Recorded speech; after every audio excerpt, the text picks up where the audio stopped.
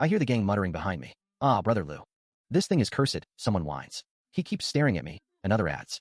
Shouldn't we just back off? Someone suggests nervously. Someone even says the fish looks prettier than his own wife, which isn't exactly a high bar, but still. They're scared it's some big demon, muttering about how doomed we'd be. Then Director Wong starts yelling at me to stop. Stop! I command you, he screams. He's begging me not to do it. He calls me blind. Asks if I can't see the dragon scales on the thing. Demands to know what I think it is. He insists it's not a fish. Claims it's Albai, the Eastern Sea's dragon prince. I just shrug internally. He threatens me for daring to go after a dragon prince. But I look at the execution list. The token clearly reads koi fish. Rules are rules. I'm just clocking in, just doing my job by the book. I inform Director Wong that according to Article 17 of the Great Xia Code, obstruction of official duty and interference with an execution carries a penalty of 30 lashes.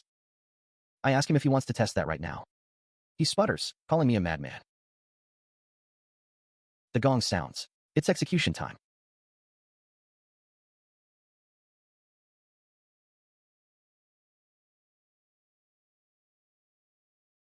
Then a voice booms. Who dares kill my son?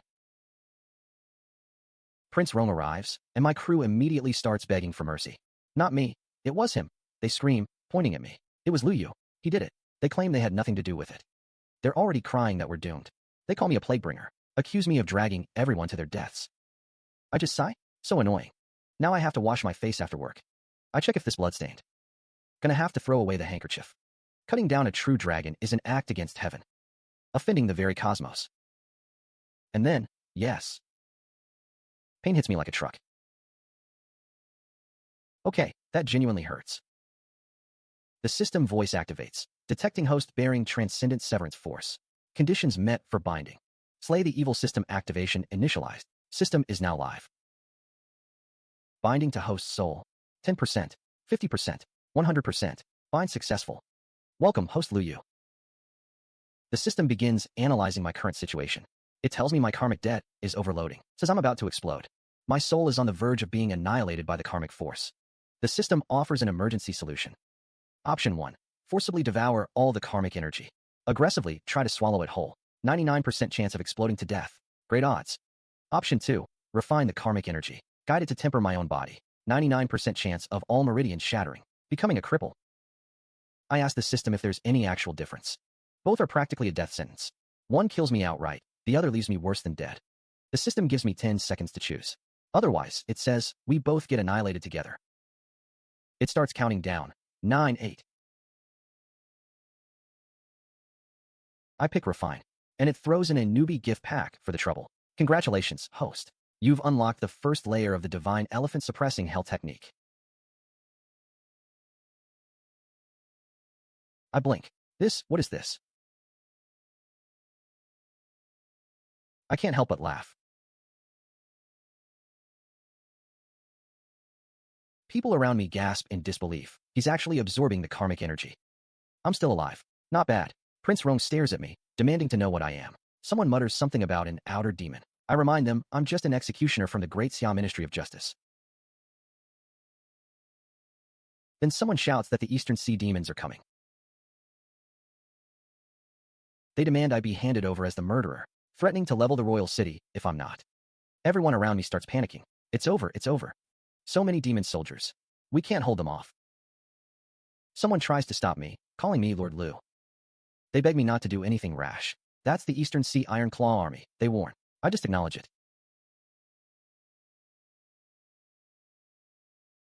The crab general points at me. You're Lu Yu? I admit it, and he charges at me, demanding my life. I hold up a hand. Hold on. I ask him for his full name. Then his species and address. And what crime I'm supposed to have committed.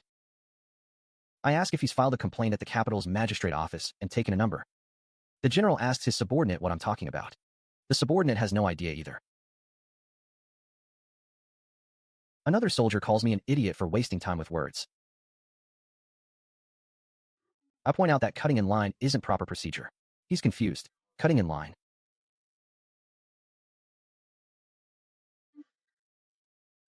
Yeah, you Eastern Sea folks. The general is stunned. Then someone gasps. I just punched through the dragon princess's water arrow.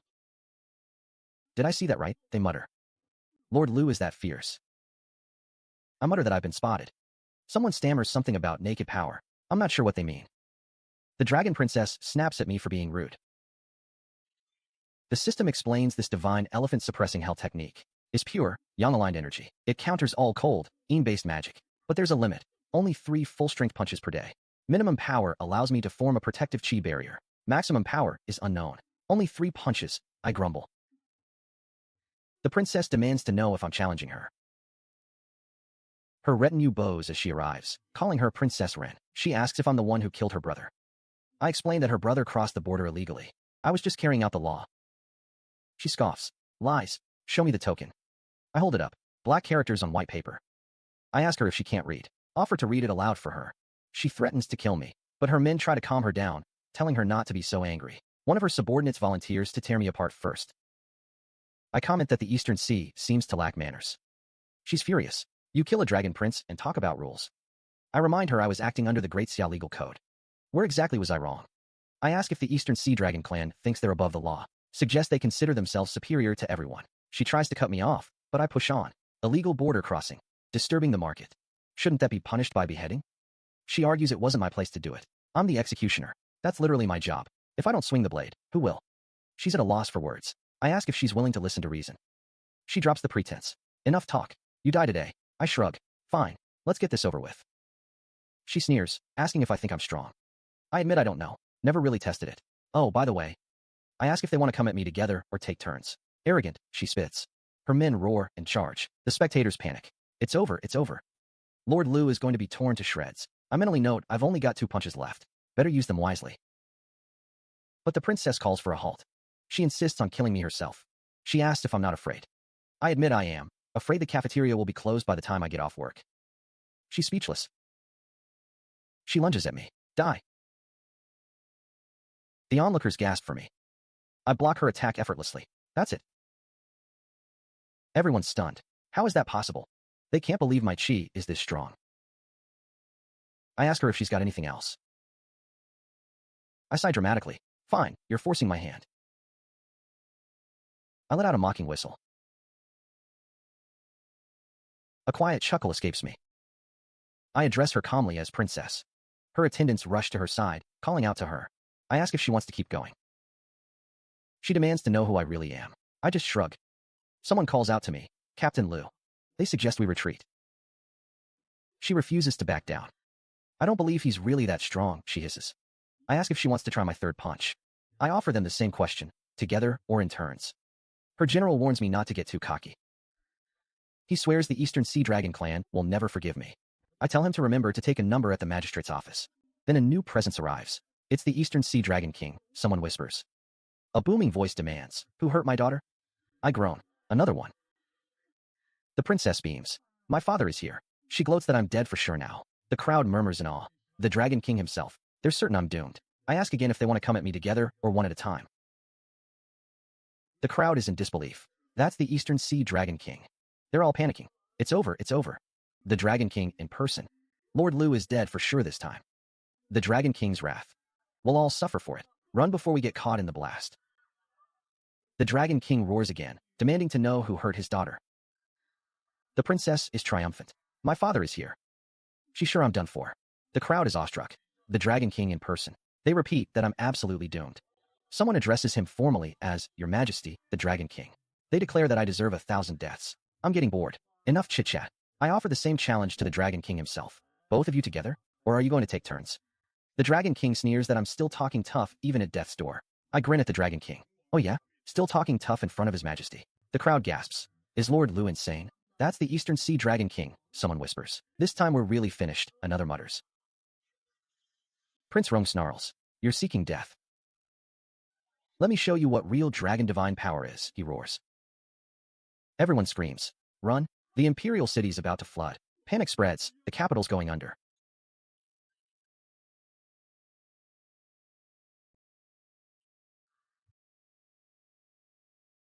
Prince Rong's eyes go wide. Impossible, how?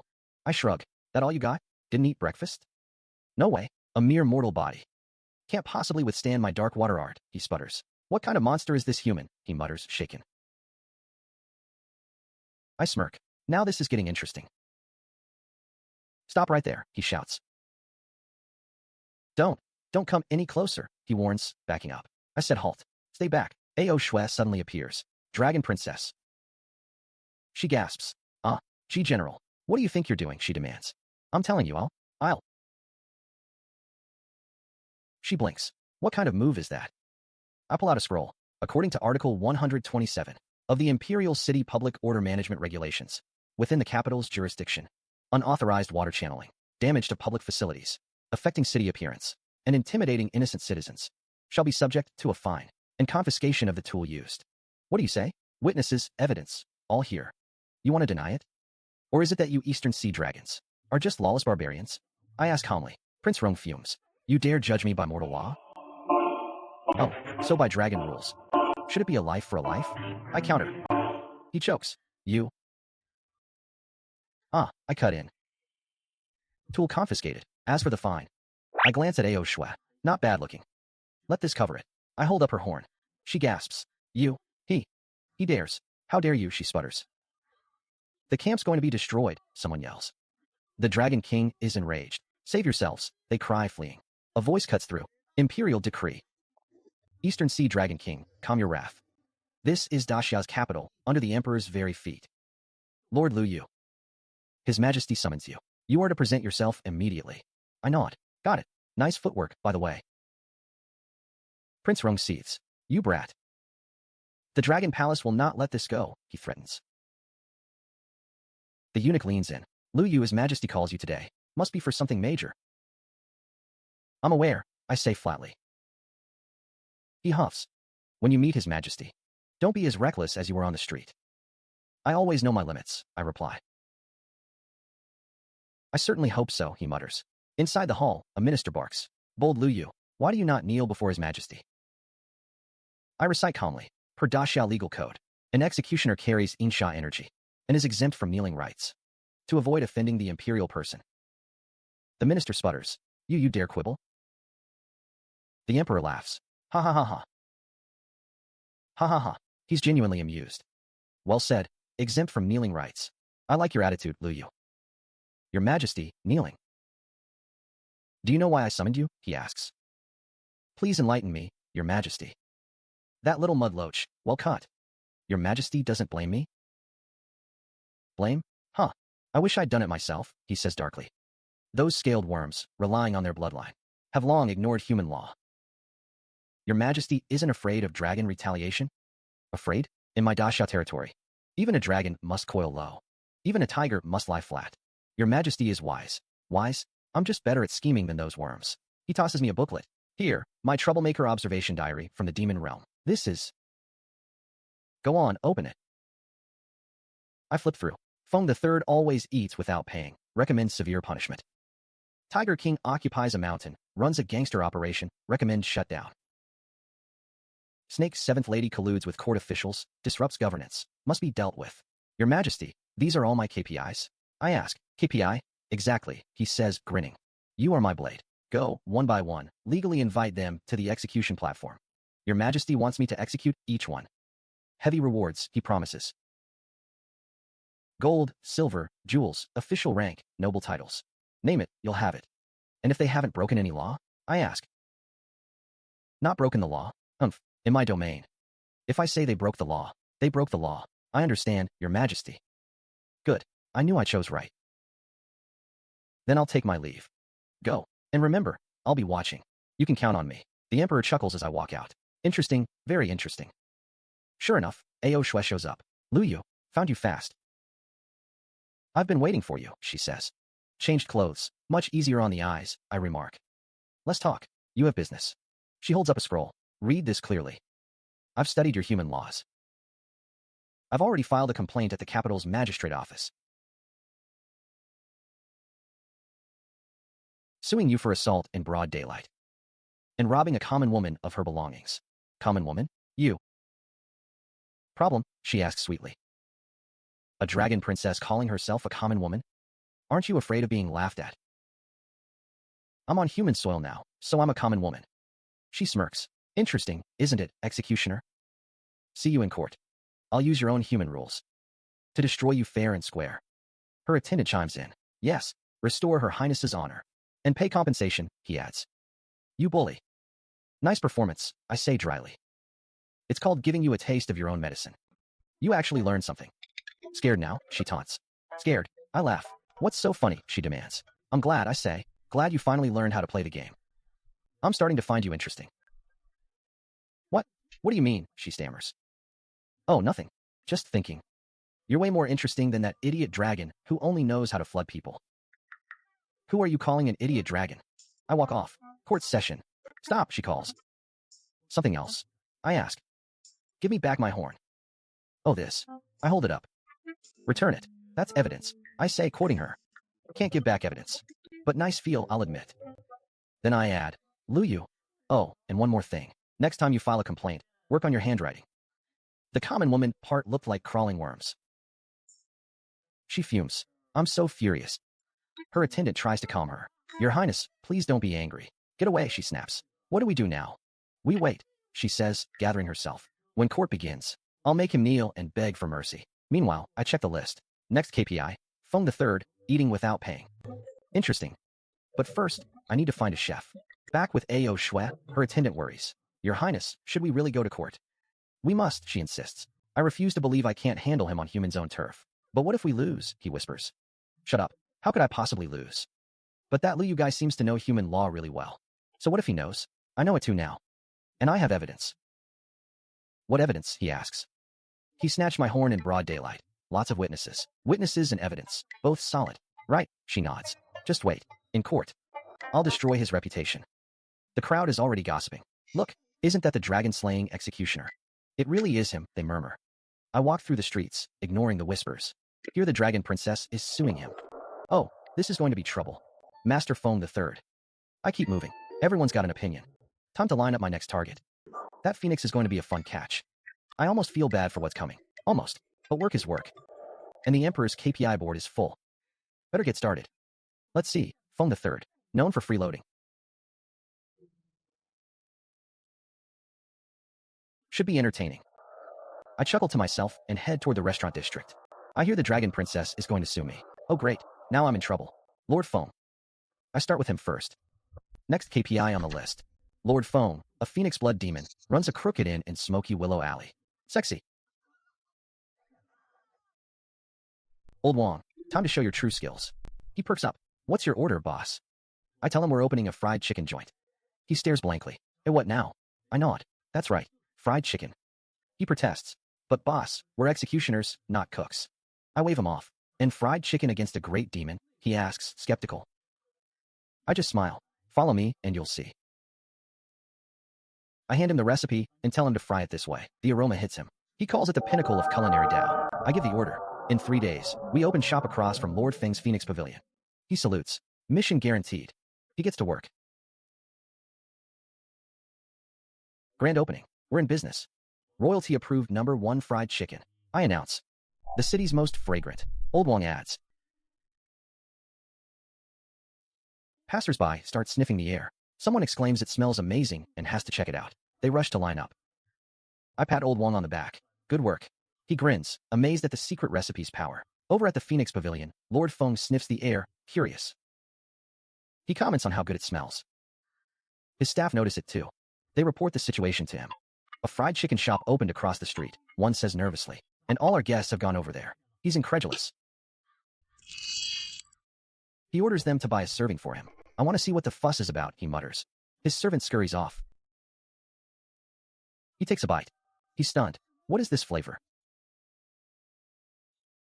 He feels like he's wasted centuries of his life. I tell him to buy more if he likes it. He calls for another serving, then corrects himself. Make it 10. Even the demons in the street are bowing to the chicken.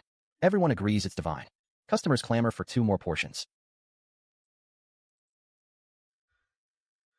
Lord Feng finally pushes through the crowd. He scoffs. Let me see what's so special. He tries a piece. His face falls. This flavor, impossible. His staff ask him if it's good. He just snorts. Good? It's garbage, he lies.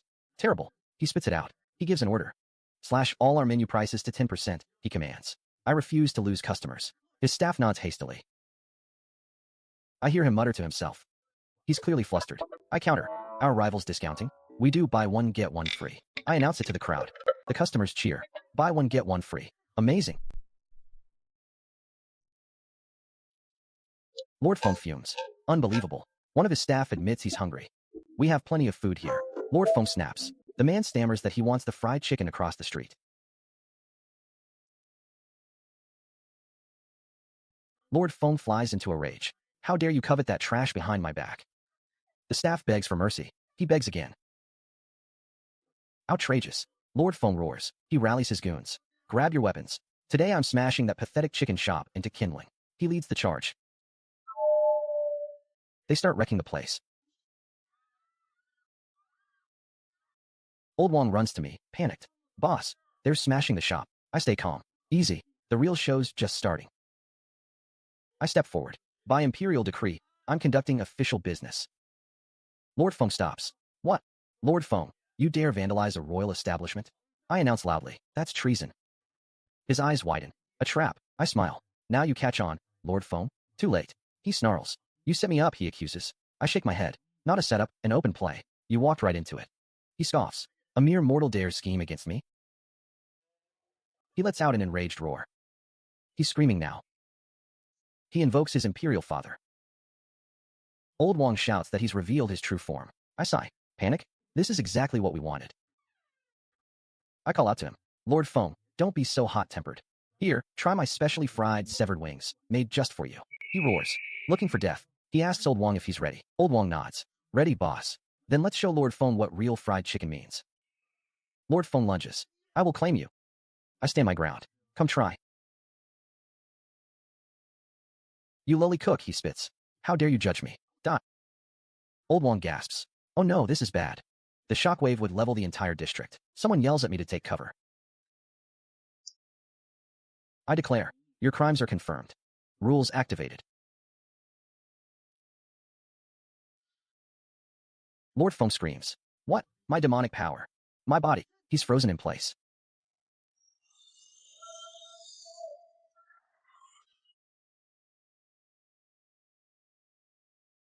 He's stunned. I dust myself off. Good work, everyone. Escort him to the demon execution platform. I'll change my clothes and join you.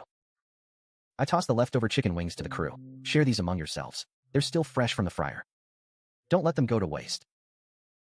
They thank me profusely. They're already drooling from the smell. Someone notes these are phoenix wings.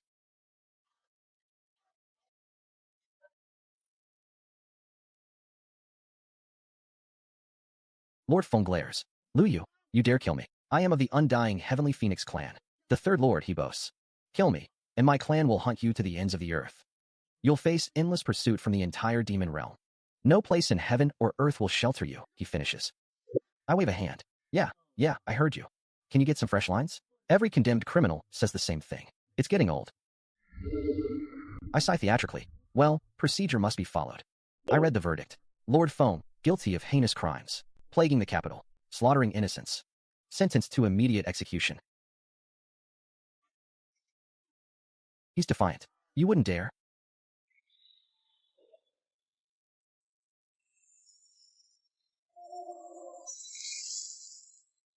The system chimes. Great Demon of Phoenix Bloodline successfully executed. Karma points, plus 80,000. Super rare reward obtained. Boss, Heavenly Phoenix Bone. I let out a satisfied laugh. I feel the power. This regeneration, it's practically an undying body.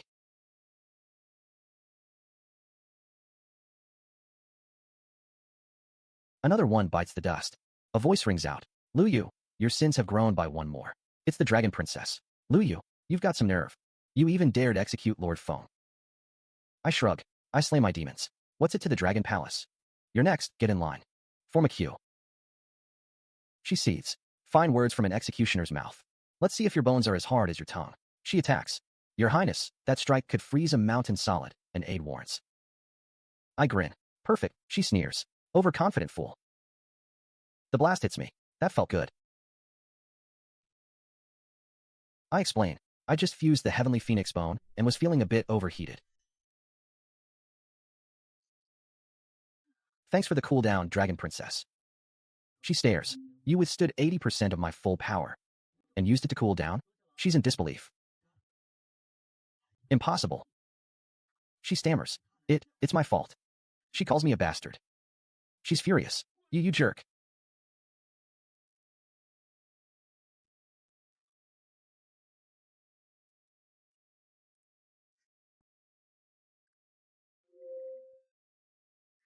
Her aide grabs her arm. Your Highness, stay calm. He's doing this on purpose. He's provoking you. He wants you to strike first within the city walls. Then he'll have a legal reason to charge and execute you too, he warns. I taunt her. Come on, hit me. If you don't, you're no dragon. Suddenly, she's crying. I'm caught off guard. What now? I didn't even hit you.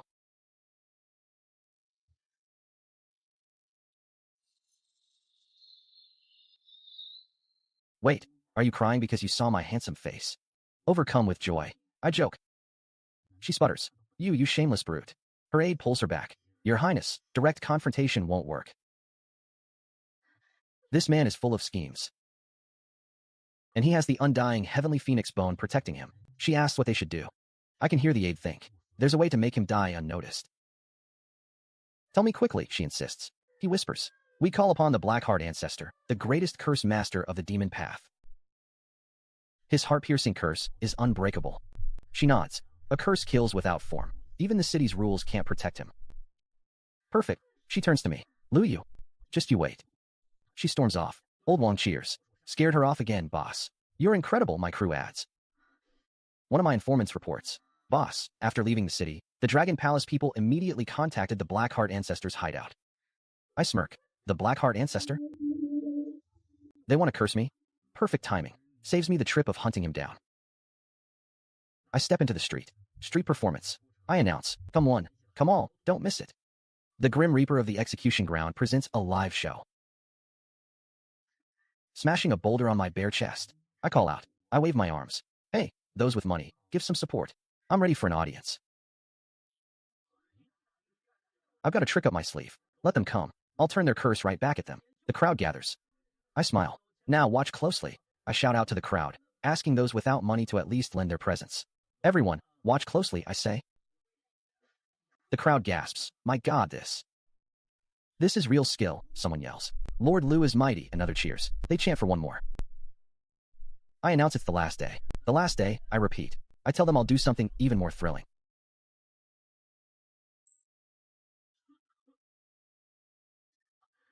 I clutch my chest, groaning. Oh, I can't. Getting old. I wheeze, getting old. I pant, claiming my heart can't take the excitement. The old ancestor has investigated, his spy reports. He says Luyu's been practicing some kind of external martial art. His physical body is incredibly tough, the spy adds.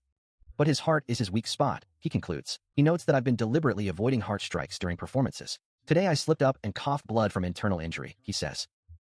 The ancestor laughs heartily. Excellent. He sneers that even Immortal has weaknesses. He scoffs at the idea of a mere external martial artist opposing the Dragon Palace. He calls it overreaching. 7 days from now, he plans. At the exact hour of noon. When I'm healing my wounds, he calculates, my chi and blood will be at their lowest ebb. That's when he'll use his heart-piercing curse to take my life, he boasts. Someone whispers, what's wrong with Lord Liu? They murmur it's been like this for 7 days straight. Heard he hurt his heart meridian during the chest-smashing act. They gossip. Time's up. The old ancestor thinks he's sneaking up on me. He yells, Liu, you die, and unleashes his heart-piercing curse. I just chuckle to myself, a quiet show. The onlookers point at the black chi swirling around me. They shout that Lord Liu has fallen into demonic deviation. I smirk internally. Finally, you're here. The old ancestor grunts, thinking he's winning.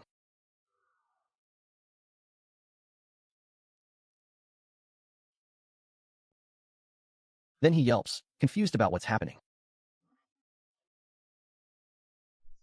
My heart-piercing curse, he shrieks. How is this possible? I grin at him. Oh, ancestor, surprised? Shocked are we?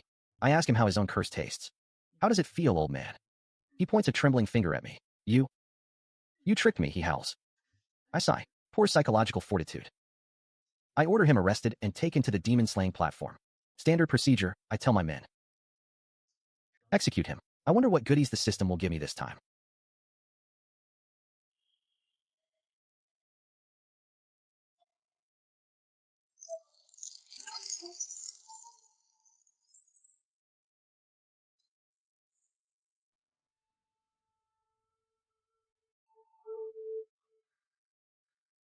The old ancestor screams. Lu Yu, you kill me. I curse you, he shrieks. With my entire cultivation, I curse you to fall into the demonic path forever. Be devoured by inner demons, he raves, begging for life, but unable to die, unable to live, even in death. I raise an eyebrow. Oh, sounds promising. Thanks for the good wishes. Now off you go. I've successfully slain the demon cultivator, black-hearted ancestor. The system dings, plus 99,999 karmic merit points. Karma converting, it announces. Congratulations, host. You've received a competitive level reward. The He Hua Zi Zai Tian Mo Jing, the celestial demon scripture.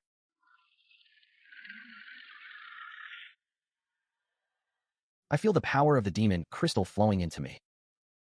Now that's interesting. Back at the Dragon Palace, the princess hears the news about the black-hearted ancestor. Her attendant stammers that he's also dead. He didn't even last a single move, he reports. She wonders aloud what kind of celestial demon I really am. She screams that they're all worthless. Just a single mortal, she fumes. And he's killed one Dragon Clan general after another.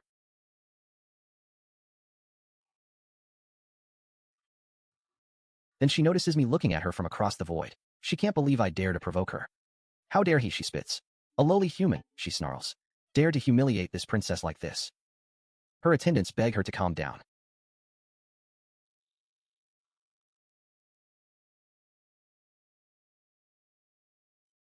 On the mortal side, someone asks what that strange light in the sky is. My disciple panics, asking if I've fallen into demonic deviation. They recognize the heavenly punishment descending again. I curse under my breath. Killed too fast.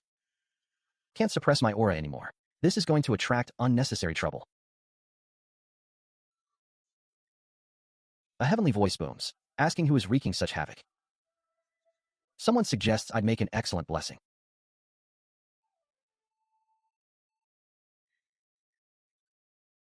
Another voice mutters something about konjac root. I just smirk. Interesting. Very interesting, one of the heavenly observers echoes. They murmur about my killing spree. One says that if this child isn't redeemed, he'll bring disaster to the three realms.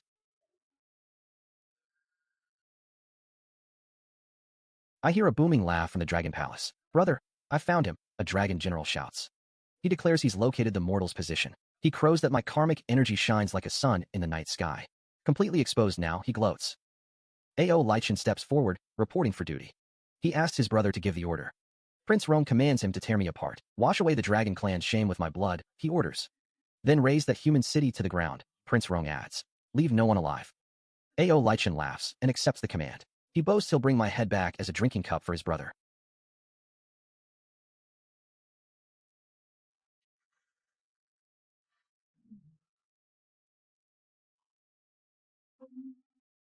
Back in the city, people look up at the sky and scream. They ask if it's a god descending. Someone cries out that they can't move. Another yells that their cultivation is sealed. A third panics that their body won't obey them.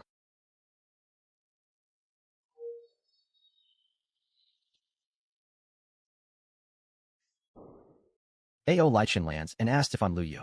I crack a grin. Hey, if it isn't the delivery guy. Made good time. I compliment him. He confirms it is indeed he. I ask if he's here to line up for his own execution. Oh, sorry. I add with mock politeness. The demon-slaying platform slots are all full today. Why don't you take a number over there? Come back tomorrow, I suggest. He snarls that a mere ant dares to blabber in front of a general. You seek death, he roars. He declares that since I'm so eager to be reincarnated, he'll reduce even my reincarnation cycle to ashes. He starts gathering power to destroy everything.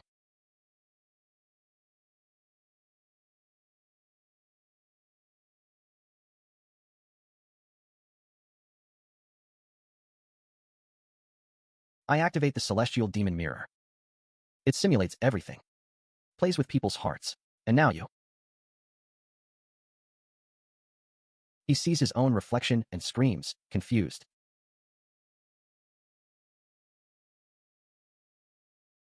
Die, he bellows, lashing out wildly. Die along with this entire city.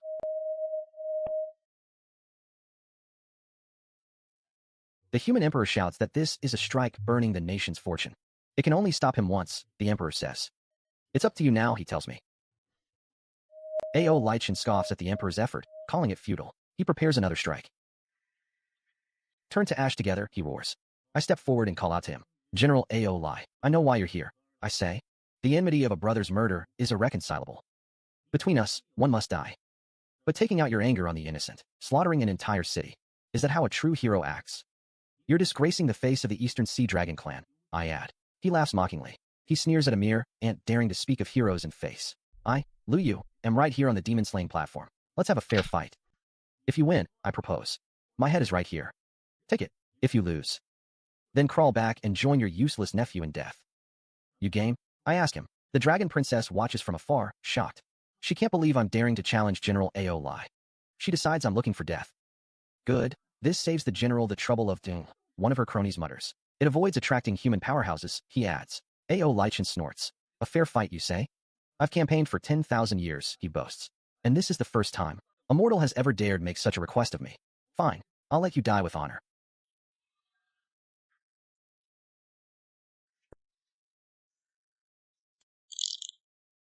Make your move, Ant. Let me see how much courage you truly have. He demands I actually attack. I just stand there. Why would I attack?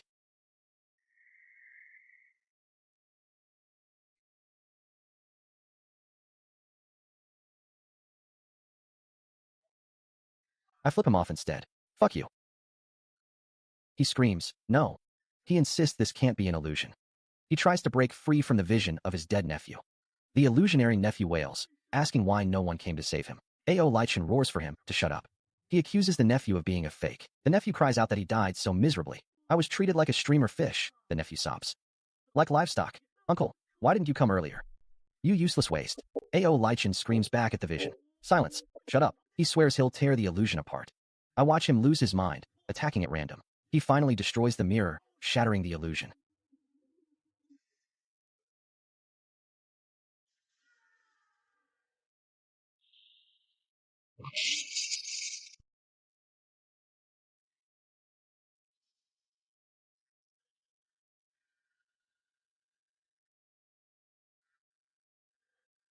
But in his frenzy, he hits the Divine Emperor's monument behind me. He freezes. No, no, no. He realizes he's committed a massive sin. Eastern Sea Dragon General Ao Lai, I announce formally, has destroyed humanity's sacred relic, showed contempt for the human emperor. This crime is tantamount to treason. The punishment is death. The human emperor's voice booms. Imperial Executioner Lu Yu, hear my command. I kneel. Your servant is here.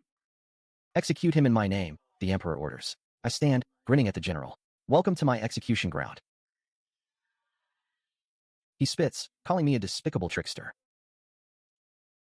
He dares me to fight him honorably, without using the country's fortune against him. I just draw my blade. Fight me fairly? Where's the fun in that? The private vendetta is over, I announce. Now it's an execution by imperial decree. This isn't the East Sea Dragon clan. It's the top general under the third prince. You dare kill me, he snarls. I will never forgive you, he threatens. The East Sea Dragon clan will never forgive your human race, he roars. I just raise an eyebrow. He insists he's a dragon. Born noble, he declares. How can I die by the hand of a lowly mortal like you, he sneers. I remind him that on my demon-slaying platform, there are no nobles or commoners. Only the condemned. Even if a god showed up, I'd kill them for you to see, I say. He gapes.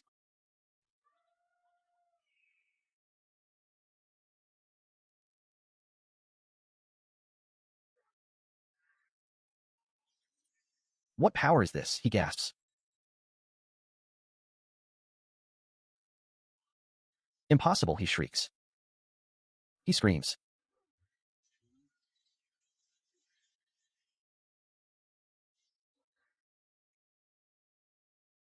Ah, he howls. The system chimes, congratulating me for defying heaven and killing the dragon General Ailey. It devours a massive amount of karmic sin. I gain 1 million sin points. I complete the epic achievement, defying heaven to slay a dragon. A mythical tier reward triggers. I gain the mythical cultivation method, True Dragon 9 Transformations Zen. I gain the mythical title, Dragonbane. Passive, 300% increased damage to all dragon-blooded beings. The system detects I'm still alive. The Celestial Emperor is absorbing high-grade dragon blood. Evolution begins. Evolution progress, 1%, 10%, S so strong. I mutter, feeling the power surge. Someone whispers that I really killed Ao Lu. I'm no saint, I say to the crowd. I'm a madman.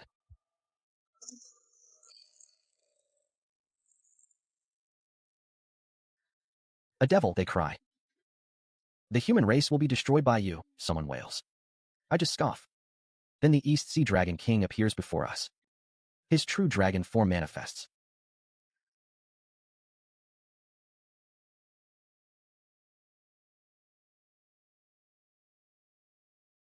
The will of the Dragon King's true body descends.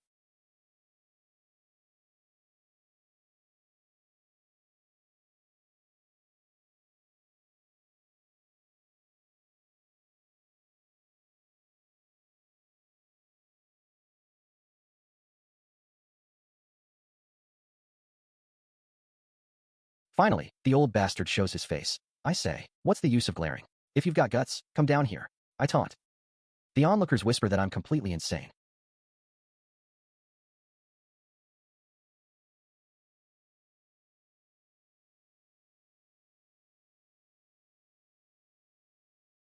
He dares to provoke a realm lord, someone gasps. It's over. Totally over, another cries. That's the extinction dragon breath, a terrified voice announces. The human race, someone breathes. The human race will be erased, they scream. Facing the Dragon King's contemptuous strike, the situation looks grim.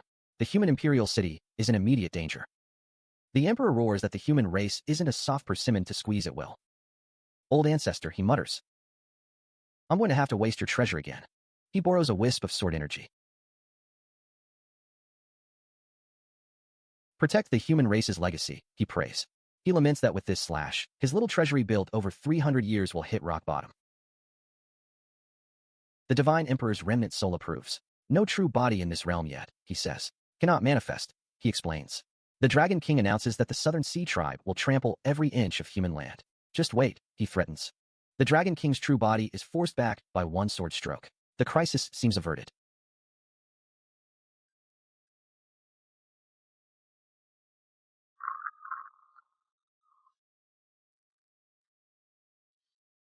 But the real war has only just begun. The emperor wails that everything is gone. My private savings, he moans. My 300-year marriage fund, he sobs. His attendants beg him to calm down. Your dragon body is more important, they urge. What the hell do you know, he snaps. That was my private money. My private money, gone in an instant, he cries. My heart aches so much, he groans. Then he notices me and greets me. Your Majesty, please restrain your grief, I say. What grief? I'm mourning for the human race's greater good, he declares. Mere worldly possessions are nothing to worry about, he says, waving dismissively. Ah, forget it, he sighs. He explains that although the Dragon King was temporarily forced back, his kill order has been sent across the entire East Sea. That slash just now consumed the last protective sword energy left by the human emperor, he says. The Imperial City's great formation is damaged. It'll take 100 years to recover. I can't protect you anymore, he admits. He advises me to hide in the celestial prison below the demon-slaying platform. Hide. He asks if I'd rather wait to die. He lists the forces, all the experts of the East Sea Dragon Palace, and the 10,000 demon alliance that serves it. They'll swarm like sharks drawn to blood. Why hide? I ask. Your Majesty, passive defense leaves openings everywhere, I explain. Guarding against thieves for 1,000 days will eventually slip. The best defense is offense, I argue. He asks what I plan to attack with. That's the East Sea Dragon Palace, the overlord of the endless seas. They can come kill me. I say, why can't I go hunt them? Instead of waiting for them to swarm like flies, endlessly annoying, I'll take the initiative. I'll turn them into my KPI, into the resources for my growth. He laughs heartily. A fine line, turning passive into active, he cheers. A fine line, turning them into resources, he repeats. No wonder you're my blade, he praises. I request a detailed map of the 10,000 Demon Alliance, and a list of all the Demon Kings close to the Dragon Palace. He offers everything. This is the most complete 10,000 Demon Atlas, and the list of Demon Kings aligned with the Azure Dragon faction. He gives me a secret decree. With this decree, I can mobilize all his hidden Imperial guards in the Demon Domain. They'll provide me with any intelligence. I thank him, thinking of the East Sea Dragon Palace and the 10,000 Demon Alliance. Your hunt for me is just a grand buffet, I say to myself. The roles of hunter and prey have just subtly shifted. A slaughter feast is about to sweep through the entire Demon Domain. Ao Shui appears. She orders that Lu Yu be killed at all costs, his head taken. I activate the He Hua Zi Zaitian Mo Sutra. Devour all things. Turn them into your own use. I whisper. Time to test your true power. I brace myself. Lu Yu die. Avenge the prince and the general. A demon roars. The demon cultivator activates his own technique. The system detects my target's bloodline. Ancient demon shark, abyssal electric eel, it starts simulating. Simulation successful. What is that? The demon stammers. My body won't move, he yells. Bloodline suppression, he shrieks. How does he have true dragon blood, he wonders. Old ancestor, he gasps. Is it really you? He asks, awestruck. Old ancestor, he repeats, bowing. I look at the cultivation method. I wonder if I'm about to become a father or an ancestor again. My foolish child, I say grandly. You've finally found me. Old ancestor, it's really you, he exclaims. But how have you taken human form? And so young, he asks. I sigh and launch into a story. It's a long tale. Back then, I played a game of Go against the heavenly Tao, vying for a thread of life. I carelessly lost, and had to shed my shell and reincarnate. Now my memories have just awakened. The past. Too painful to recall, I say dramatically. The demons around us grow furious. Those bastards of the Azure Dragon faction dared to hunt our old ancestor. They roar. They're asking for death, they declare. They mutter in amazement at my former power. No wonder the old ancestor was so badass back then. Daring to play Go with the heavenly Tao, they whisper. They wish me a return to my peak.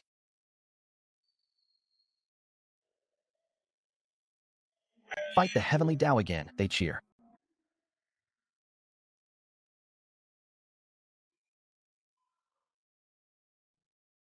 We, your descendants, will follow you to the death, they pledge. I nod approvingly. Good children. Teachable, I say. But I see your demonic energy is impure, your foundation's unstable.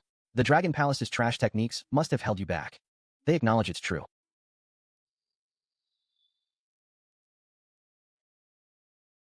We've been practicing Dragon Palace techniques, and our energy flow often gets blocked, they admit. They gasp as I channel power. What divine power is this? They stammer. Reduced to ashes, they marvel. This is the old ancestor's true strength, they whisper in awe. Terrifying. We're not even fit to polish the old ancestor's shoes, they exclaim. I decide to reward them. Well, meeting today is fate, I declare. I'll grant you a supreme heart technique, a revised version. I pause for effect. They bow deeply, overwhelmed. The clan elder gasps. Ancestor, it's really you. But how did you become human? He stammers. And so young? He can't believe his eyes. I sigh. It's a long story. Back then, I played a game of chess against the heavenly Tao itself. We were fighting for a sliver of a chance to survive. I was careless.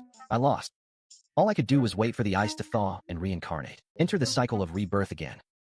Now, my memories have only just awakened. The past, all those old affairs. I shake my head. Sigh. It's too painful to look back on. The younger one clenches his fist. That scum Yang Gong and his pack of mongrels. They dared to hunt down our ancestor, he growls. They're practically begging for death. He's furious. I nod slowly. So that's how it is. He's awestruck.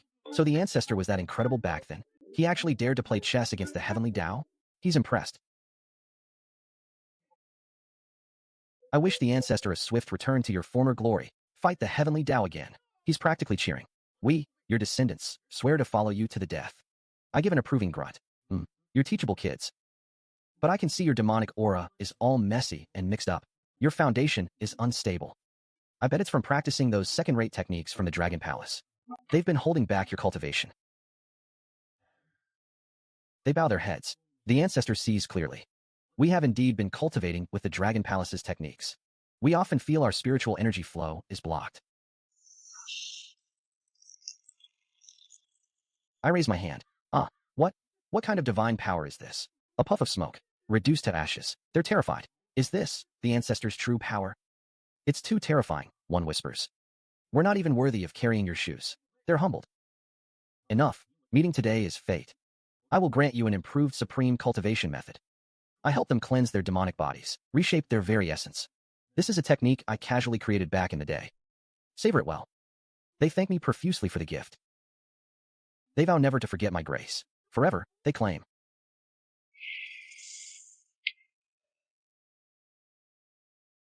One of them says his bottleneck is loosening. He feels power like never before, pure as spring water. Another chimes in, calling it divine, far better than some trashy Dragon Palace technique. He says it's 10,000 times better.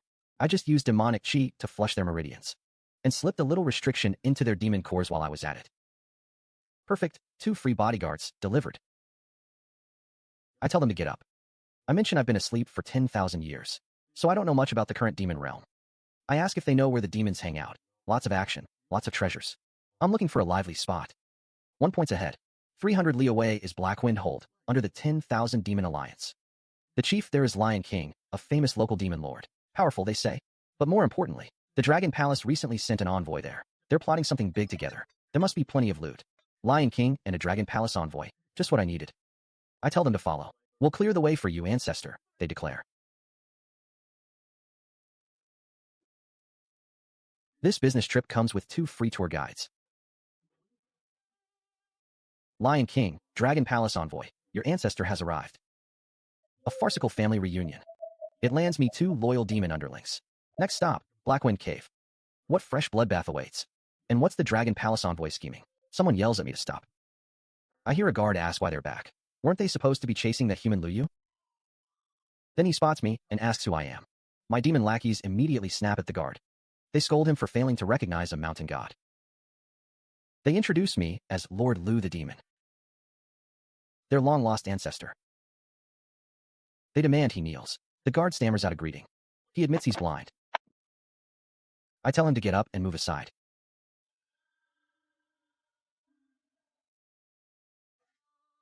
Lord Liu the Demon. I quite like that name. It's intimidating enough.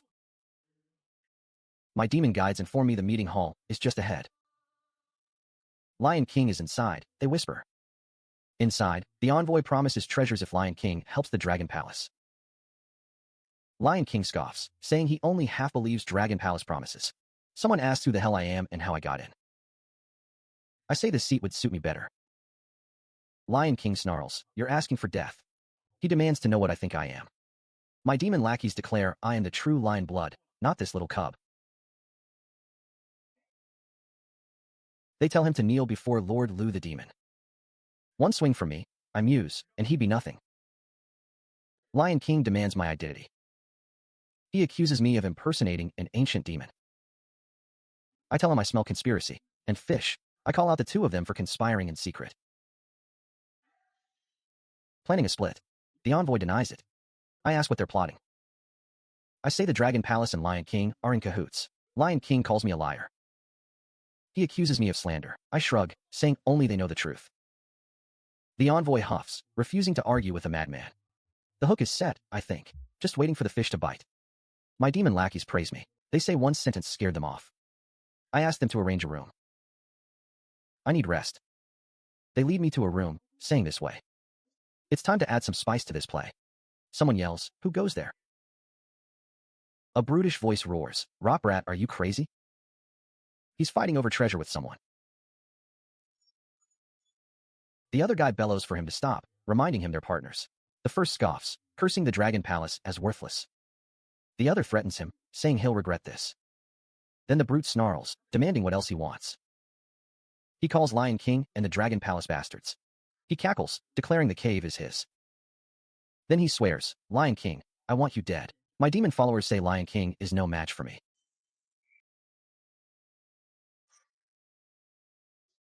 They ask if they should go kill him now. I tell them that killing requires brains. They ask what I mean. I say tonight is just the beginning. They'll see tomorrow. I tell them to go rest. They obey. I think of Lion King and the Dragon Palace. I let them walk right into my trap. Someone shouts, look, the Dragon Palace envoy got beaten. There's writing on the wall. The envoy demands to know what's going on. He asks who wrote it. Then he accuses Lion King. Don't pretend. It was you. Lion King denies it, saying he was in his room all night. The envoy insists he's lying. He says the handwriting matches. And so does the aura. The onlookers gasp, realizing Lion King really did it. They speculate he wants the treasure for himself. The Dragon Palace will come for him now. Lion King screams, it wasn't me. He calls it a nice trick. Then he points at me, accusing me of framing him. I shrug, saying I was in my room all night. My demon lackeys back me up. They swear they can testify. The envoy seethes, threatening Lion King. He promises the Dragon Palace won't let this slide. Lion King rages, demanding who's framing him. I smirk. The real show is just starting. I wonder what the Dragon Palace's backup will bring. The princess hears the news. Lion King has rebelled. He wants to steal the treasure. He attacked me last night, the envoy adds. Insulted the entire Dragon Palace. He shows the evidence. Treasure is mine, it reads. Lion King and Dragon Palace are bastards. The princess sees the injury. It's from Lion King's signature technique. The handwriting matches. The crowd declares the evidence irrefutable. The princess fumes. She curses the 10,000 Demon Alliance. And Lion King. Her generals beg her to calm down. She orders the army to assemble. Target, Blackwind Hold. Someone asks about the human Lu Yu. She snaps. If you can't control your own house, don't talk about revenge. Her officers agree. Quell the internal rebellion first. Then kill the external enemy. She declares Lion King will learn the price of betrayal. I watch from the shadows, chuckling. Perfect frame job. The Dragon Palace army marches toward Blackwind Hold. Lion King, that poor patsy, still has no clue. He screams at his subordinates, demanding who did it. They plead for mercy, claiming ignorance. He rages that he was in his room all night. Who set him up? A messenger bursts in with bad news. Lion King groans. Now what? The Dragon Palace army is here. Princess Tao Xue is leading them. They're 10 li away. Lion King sputters. That mad woman. What's she on about? The messenger says she demands he come out and die. Lion King asks what he did to deserve this. His men panic, asking what to do. He roars. Let them come. I'm not scared of her. The furious princess meets the wronged Lion King. A massive battle is inevitable. And the puppeteer? He's watching from the hilltop. My demon lackeys say this is amazing. They ask for my cooking. I hand them some, ordering them to taste it. They praise my genius. I say it's called diverting the flood. They bow, calling me brilliant. The Dragon Palace army marches toward Black Wind Mountain like a tidal wave. And that poor sucker, Lion Camel King, has no idea what's coming. Who did this? He roars. His underlings beg for mercy. Honestly, boss, we don't know a thing. Useless. I was in my room all night. Who's framing me? He's genuinely baffled. Then another cry goes up. Boss, bad news. What now? He snarls. They tell him the Dragon Palace army is here. Princess Tao Xue is leading them herself. Just 10 li away. What? That crazy woman's lost her mind. She's demanding he come out and die. What did I ever do to anyone? He whines. His men ask what they should do. Bring it on. You think I'm scared of her? An enraged Dragon Palace princess versus a Lion Camel King who's more innocent than a newborn lamb. A massive battle is now unavoidable. Meanwhile, the mastermind watches from a mountaintop, enjoying the show.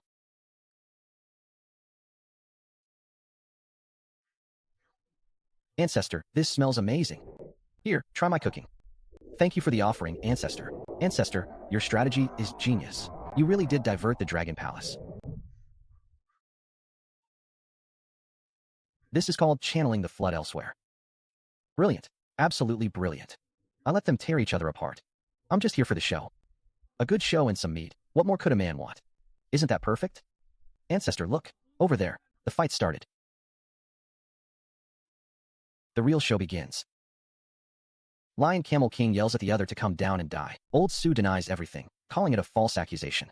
He swears he never touched the other's men. But Lion Camel King has proof. Ironclad, he claims. He's not buying the denials. Old Su pleads innocence, shouting he's wronged. Lion Camel King declares a capital offense. No more talking, action time. He throws out a technique, My King's Slash. And then a water-style move, 10,000 rivers converge.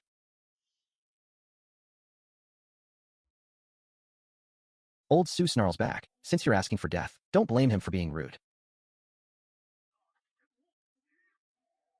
He orders a charge. Blackwind Cave responds with gusto. I mutter to myself, the blood drops aren't even. Sloppy form. Power's too scattered. Thumbs down. The kid nods in agreement. The ancestor is always right. He calls it flashy but useless. But that charge? Not bad. Simple, violent, and impressive, a thumbs up. I ask him why he's taking notes. He says this is all test material, knowledge I'll need later. He's sure the exam will cover it. I tell him to just eat his meat. We all laugh. Brother Han, I remark, you really are diligent. Then someone mutters, you knew.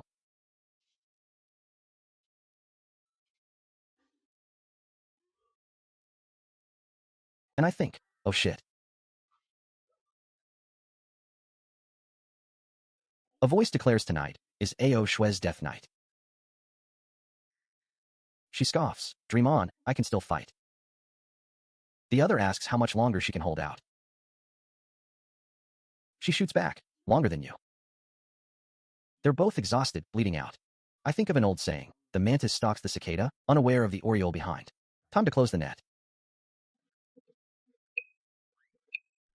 I call out, the buffet's open. Finally, this moment's here. The kid bows and follows the ancestor's command. Let's go grab the spoils. Next KPI, Lion Camel King. Experience points, here I come.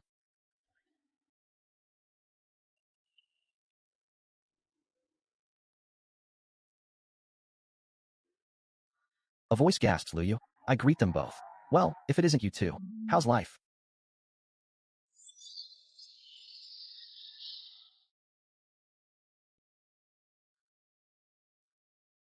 I applaud. Brilliant. Absolutely brilliant, I say. They're stunned speechless. Ao Shui asks how I ended up here. I thank them both for their hard work. Not a bad fight. The atmosphere was lively. The kid pipes up, the ancestor said it. The mantis stalks the cicada, the oriole waits behind. They fought to the death, and all the while, the ancestor reaps the benefits. Old Sue snarls at me. It was you bastard, who set me up. I shrug. You can eat whatever you want, but don't just throw words around. I'm just a passing concerned citizen. I saw a brawl, and came to break it up. He accuses me of doing this on purpose. Ao Shui speaks, calling me out. I tell her I don't like what she's implying. You two started this fight between your own factions. What's that got to do with me? One of her lackeys realizes we've been tricked. I tell him his part's over. He lunges at me. I'll kill you. I don't even flinch. Pathetic.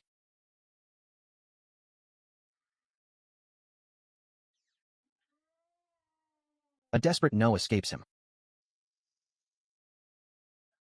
His men cry out for their king.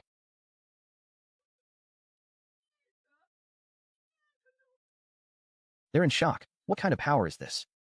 Stronger than even their princess. They can't believe it. I call it trash. Now it's her turn. She stammers. W, what do you want? She backs away, telling me not to come closer. I tell her to relax. I'm not going to kill her. She threatens me. You wouldn't dare.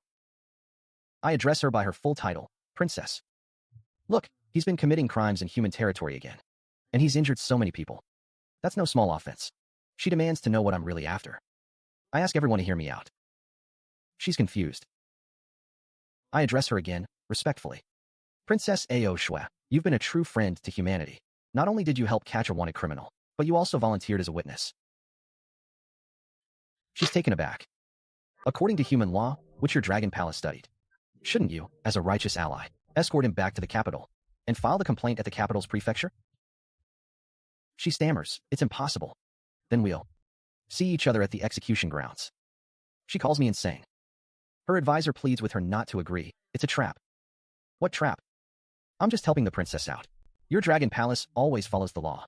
Now that we've caught a wanted criminal, shouldn't you act according to the law? She asks why she should help me. I sigh. Princess, that's not right. Your dragon palace has always said it would cooperate with humans to eliminate demons. Now's your chance. You're not backing out now, are you? Minister Lu, the old dragon warns, don't push too far. Old Chancellor, I don't understand what you mean. Where am I bullying anyone? I'm just following the rules. The kid giggles. The ancestor calls this returning the favor. The dragon palace tried to use rules to trap him. Now he uses rules to toy with them. She refuses. I won't. She repeats it emphatically. Still won't. I ask what she plans to do instead. She threatens to just release him. None of my business. I shake my head. Can't do that. He's a wanted criminal in human territory. If you let him go, that's sheltering a demon. And then I'll have to come to your dragon palace to demand an explanation. She orders her men to leave. I block them, going somewhere. Her advisor is flustered. I smile innocently. They beg for mercy. She realizes, you had this all planned out. Not planned, I correct her. I was waiting for you two to finish so I could clean up. She calls me despicable and shameless. I thank her for the compliment. I nudge the knocked-out demon. Get up, stop play dead. Is he really out cold? I hand the prisoner over to her. I tell her I'll be waiting in the capital if she wants to sue me. She's stunned. I add, oh, and remember to tie him up tightly. Don't let him escape on the way. I call out to the old chancellor. Old chancellor, fine work. I'll have the emperor gift your dragon palace.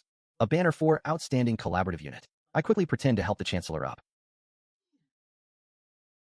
I walk away with my two little apprentices. The kid says I'm so naughty. He thinks it's a lovable kind of naughty. I look up at the sky. What a nice day. I've bagged 2 major demons and humiliated the dragon palace. If that's not a winner's life, what is? I laugh to myself.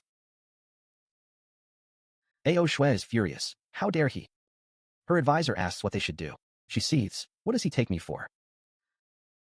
The advisor suggests they just silence Lion Camel King. She laments, after all her scheming and losing so many men, she ended up delivering everything to him on a silver platter. The advisor suggests they don't deliver at all. She knows if they don't, he'll accuse them of sheltering demons. If they do, it's just doing his work for him. Her advisor admits his incompetence. She admits defeat. Total defeat. She realizes this man. From beginning to end, she was just a clown in his script. He made her feel despair. The advisor asks again what to do. She laughs bitterly. The old chancellor echoes, this Lu Yu is terrifying. We can't fight him anymore. She refuses, no. But then she sighs. She's torn. Swallow this humiliation. Or follow his rules. And send Lion Camel King to the execution grounds. Her men call out to her frantically. She accepts, no matter what she chooses. She's already lost. I hand her a cup of water. Don't let anger ruin your health, I say. I order them all to record this. Everything. On record. They're calling me too cunning. The cave Lord Shimu's ship has reached the city gates. I just sigh. This time we've really lost all face for the Dragon Palace. I shout at them all to shut up. Someone points and shouts to look. The Dragon Princess is coming again. They wonder why she's got a great demon tied up. Someone jokes that she's come to turn herself in. Laughter breaks out. The Dragon Palace has lost face big time. The princess announces we're at the city gate. An underling asks if he should announce her arrival. She refuses. She wants to see for herself. She wonders what tricks I'm going to pull this time. I roll out a banner. Warm welcome to Dragon Palace, excellent partner Ao Shui, inspecting our work. I announce her arrival with full ceremony. Someone mutters that I've gone too far. They call it an outrageous insult. I greet Princess Ao Shui with praise for her hard work. I note that escorting the Demon King all this way is quite a feat. The crowd starts chanting for the Dragon Princess. They shout mighty, mighty. They declare she's worthy of the title. Even the Demon King couldn't escape her. The capital is safe now, they cheer. I order someone to take the Demon King away. The guard acknowledges with a yes, princess. I ask her to follow me. I call her Golden Bean, like a pet name. I tell her I'll need her to serve as a witness. She snorts. No way she's letting me humiliate her. I act innocent, like, Princess, what are you saying? She's the one who personally caught the Demon King. If she won't testify, who will? I ask if she wants the Dragon King himself to come. Her underling whispers to her to endure it. The Dragon Palace's honor is at stake. She grits her teeth and says, let's go. I gesture for her to proceed. The onlookers whisper, will the princess lose it publicly? They're hoping for a good show. The clerk panics. What do we do with this case? On one side, the Dragon Princess. On the other, the Demon King. I cut him off. The evidence is all here. I point to the pile of proof. Witnesses and physical evidence are complete. The case is ironclad. The Demon King cries injustice. He screams that it's all my setup. He claims I used a honey trap to bait him. I scold him. How dare he quibble? The Dragon Princess personally escorted him here. Does he still want to deny it? I gesture to the witness. She's standing right here. Princess Ao Shui caught him herself. She saw him commit the crime. And the physical evidence is here too. His victims are still lying injured. I sigh. Why is he still so stubborn? I turn to the princess. Say something. He begs her. She knows I framed him. He pleads for her to tell the truth. I address her formally as Princess Ao Shui. I ask, are Lion Camel King's crimes confirmed? The Demon King shouts, "Tell them I did it." The crowd urges her to speak. "Speak, princess," they chant. They press her to answer now. Her underling reminds her of the Dragon Palace's face. He whispers, "Endure it." She thinks, if she denies it, the Dragon Palace becomes a joke across the realms. But if she admits it, she's complicit in evil. Everyone holds their breath waiting for her answer. She finally says, "He did it." The judge stammers, "The charges are confirmed." He orders him sent to the demon-slaying platform. "Tomorrow at noon. Execution." "Yes, sir." The Demon King warns Ao Shui, she'll regret this. The 10,000 Demon Alliance won't let her off. I thank the princess for her cooperation. She hisses at me, "Lu Yu, just you wait." Someone announces it's about to start.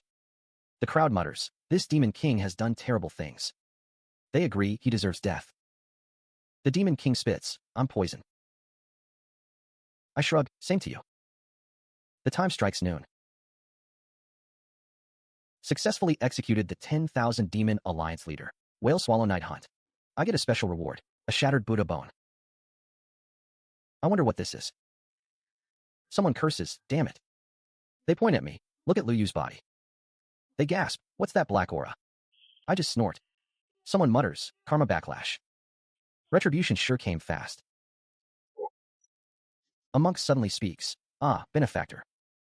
He says my karmic burden is too heavy. Everyone startles. Who is that? When did he appear? Recognition dawns, it's him. The monk Beitu.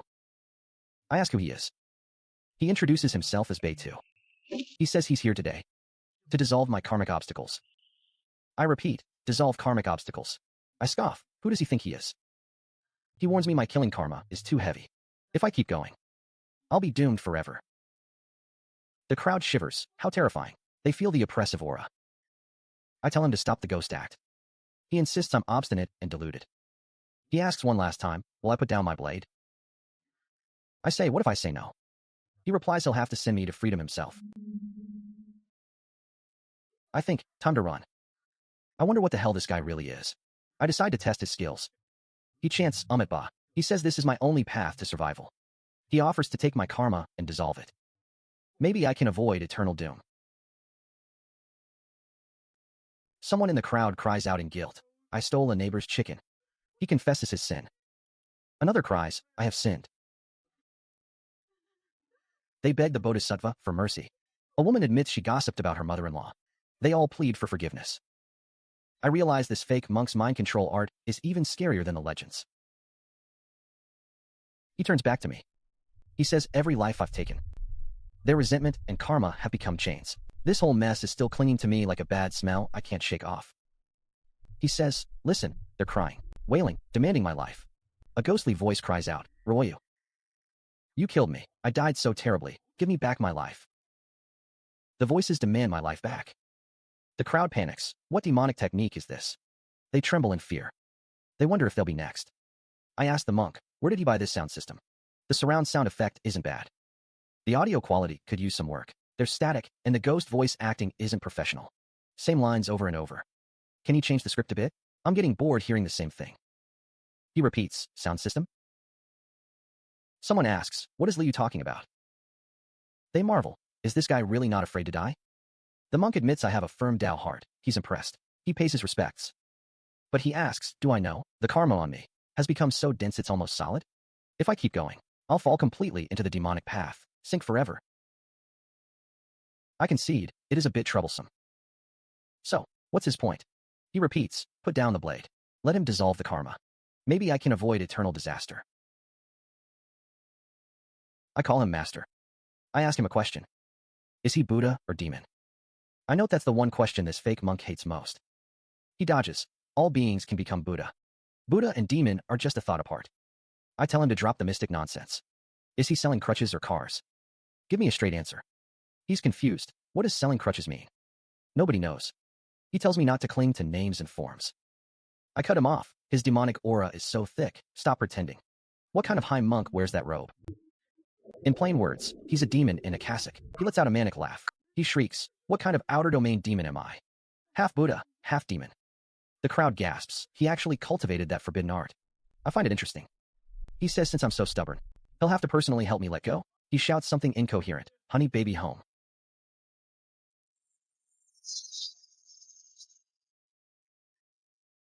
He calls my name, Zhou. He cries that I'm so cruel. He just wanted to survive. She screams at me, demanding why I would want to kill her. She hates me. She really hates me.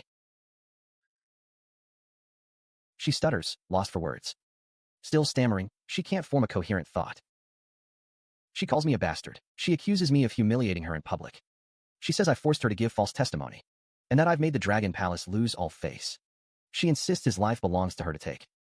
How could some half-human, half-demon freak get the privilege? Some mongrel that's neither monk nor demon. I ask Long Song if he's misunderstood something. I point out that she's the dragon princess. She claims his life belongs to her, the princess. She asks when did it become his job to have some lowlife like him collect the debt. She declares that to kill him, you have to go through her. The fake monk just says so.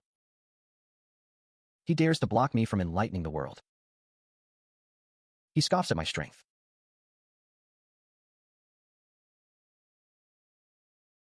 Damn this guy, he says. He demands what right I have to kill them. He accuses me of doing it all for myself. Again, he asks who I think I am to kill them. He claims I'm the real evil. I scoff, what a joke. I've only hit 60% of my quarterly demon slaying KPI. If I die now, my performance review is screwed. My rating would definitely be a C. Not only would I lose my year-end bonus, but it'd go on my permanent record and mess up my career plans for the next life. No way, absolutely not happening. I shout back that I'm cutting through evil karma and killing only the guilty. He laughs, asking what crime there is. I blink. What? He can't believe my obsession as a mere wage slave. Just broke through his bitter samsara illusion spell. He's baffled by what's happening now. That guy is a complete and utter freak. He starts laughing maniacally. He says good, very good. With a resolute heart like AOXIN's. When this poor monk devours you, your flesh and fruit will be all the sweeter. I ask him what he means. He says to lay down the butcher's knife and become a Buddha on the spot. If I don't lay it down, he cackles, then pick up the knife. And I am the Buddha. I snort and say I'll put it to the test. To see if his fake Buddha can save all beings. Or if my cleaver is sharper. He gasps. What? A young man calls out to Master Lu. The fake monk addresses him as a devotee and says to accept his transformation. The young man vanishes. I demand to know what sorcery this is. I ask what he did to that kid. He says he sent him to face judgment. The kid screams, demanding my life in return. He shouts that I'm a demon, and this is an illusion. I declare that his sins are heavy as a crocodile's. His crimes are monstrous. Today, karma comes for him. He screams that I killed him just for wanting a few women. He demands what right I have to kill him. He claims he was just cultivating and only needed a few human lives. He calls me a butcher. He swears he'll eat me and avenge the demon race. I tell him to confess and repent and accept the suffering of reincarnation. He bursts into hysterical laughter. He laughs at me. What right does a cheap imposter like me have to judge him? I point out that Feng Sanyi bullied and abused others. He destroyed families and kidnapped 13 women. Does he deserve to die? I ask the question again. Does he deserve to die? Killing innocents with evil arts. Does he deserve to die? He slaughtered a village to set up a formation. Does he deserve to die? Sure to all along plotted against the people and plundered them. He devoured living beings. Does he deserve to die? Every one of them got what they deserved. I killed them to rid the people of pests, to enact the will of heaven. But you stole a Buddhist rank and fed on the karma of living beings, pretending to enlighten them, but really serving your own greed. Your sins weigh 10,000 times more than this mountain of corpses and rivers of blood. He demands what gives me the right to judge him. I shout back, how dare you? I admit it. Yes, I'm here to expose you. Give it to me. Shatter.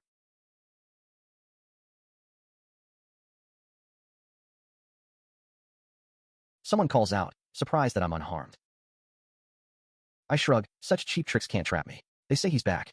A voice cries out that I've broken the demon's spell. The fake monk says good, very good. He never expected my Tao heart to be so firm. Since he can't enlighten me, then he'll just have to kill me. He declares he'll take my karma with his own hands. The crowd scrambles as the demon lord starts killing. A disciple steps forward and says they won't let him hurt me. I start listing the fake monk's charges. Name, lowly apprentice monk. Alias, exam proxy, crime, impersonating a divine Buddha, and running an illegal pyramid scheme. I pause, thinking. Suspected of psychological fraud and corrupting people's minds. Intent to murder. A court-appointed official. He asks what I'm doing. I tell him I'm recording his crimes. I say it's my job. Someone protests that now's not the time for this. I turn to the crowd and tell them to take a good look. I point out this man is a demon, pretending to be a divine Buddha, corrupting minds, and swindling the faithful. I declare I'm going to report him to the capital magistrate. The crowd murmurs, what demon? They realize the monk is a fake. Someone says they knew something was off about him. They whisper that he's a monster. He starts laughing again. He scoffs. Mortal laws can't touch him. He says he'll kill me first. Then slaughter the magistrate's office. He wants to show us what true fear really means. I grin. That's exactly what I was waiting to hear. I clutch my chest and groan, pretending I'm about to collapse. I wail that he's going to silence me and kill me. I cry out that he's attacking a defenseless civil servant. He's stunned. Lu Yu. I cry out to the fake monk, begging him not to do it. I tell him to calm down, that impulse is the devil. I plead with him to control his anger, to talk things through like reasonable people. I remind him that hitting people is against the law. I shout that the demon monk is assaulting people. I demand if there's no justice left in broad daylight. The crowd joins in, saying he's too arrogant. They yell at him to drop his weapon. He calls us all ants. The crowd gasps. It's a demon-binding lock. I smirk. Yep, nailed it. I explain it's a special issue from the capital magistrate, made especially for scum like him. He realizes I planned this all along. I ask him what he thought I was provoking him for. He mutters that he understands now. I tell the crowd not to be scared. I say I've already figured out how to deal with him. I point out that he loves being worshipped, so we'll let him have all the worship he can handle. He asks what I'm planning. I tell him to just follow my lead. I grin and tell him to slow down. He demands to know what we're up to. I say he'll find out soon enough. I explain that dealing with a demon monk requires special methods. Someone asks if I'm really sure about this. I reassure them. I'm going to ruin his reputation completely. He shouts my name in warning. He accuses me of toying with him. I tell him I'm just acting in self-defense. The crowd whispers that now the real show begins. They praise me for being truly impressive. He struggles, telling me to let him go. I tell him not to rush. I promise the best part is just starting. I address him as Monk Haitu. This time, I'll show him what true despair really is. I announce to everyone that I have huge news. They ask what news. I declare that a true Buddha has descended to the mortal world. One touch cures all illness and removes all disaster. They ask if it's real. I swear it's absolutely true. I tell them Master Fitu will hold a public blessing at the execution platform tomorrow. They ask where they want to go. I add that just one look can extend your lifespan. Someone says they'll bring the whole family.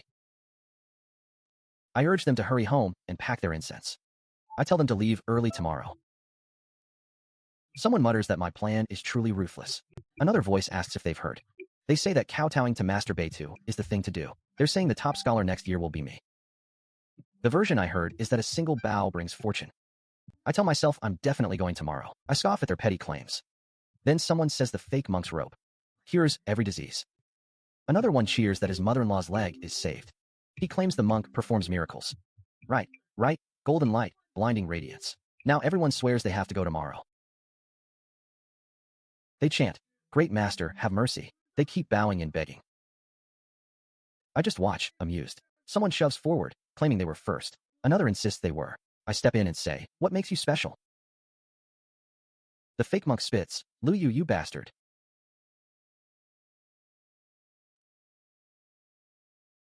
He's trapped by all this resentment. Now he can't even move. Public opinion is a mountain. Let him try to move now. My ally mutters that this trick is vicious.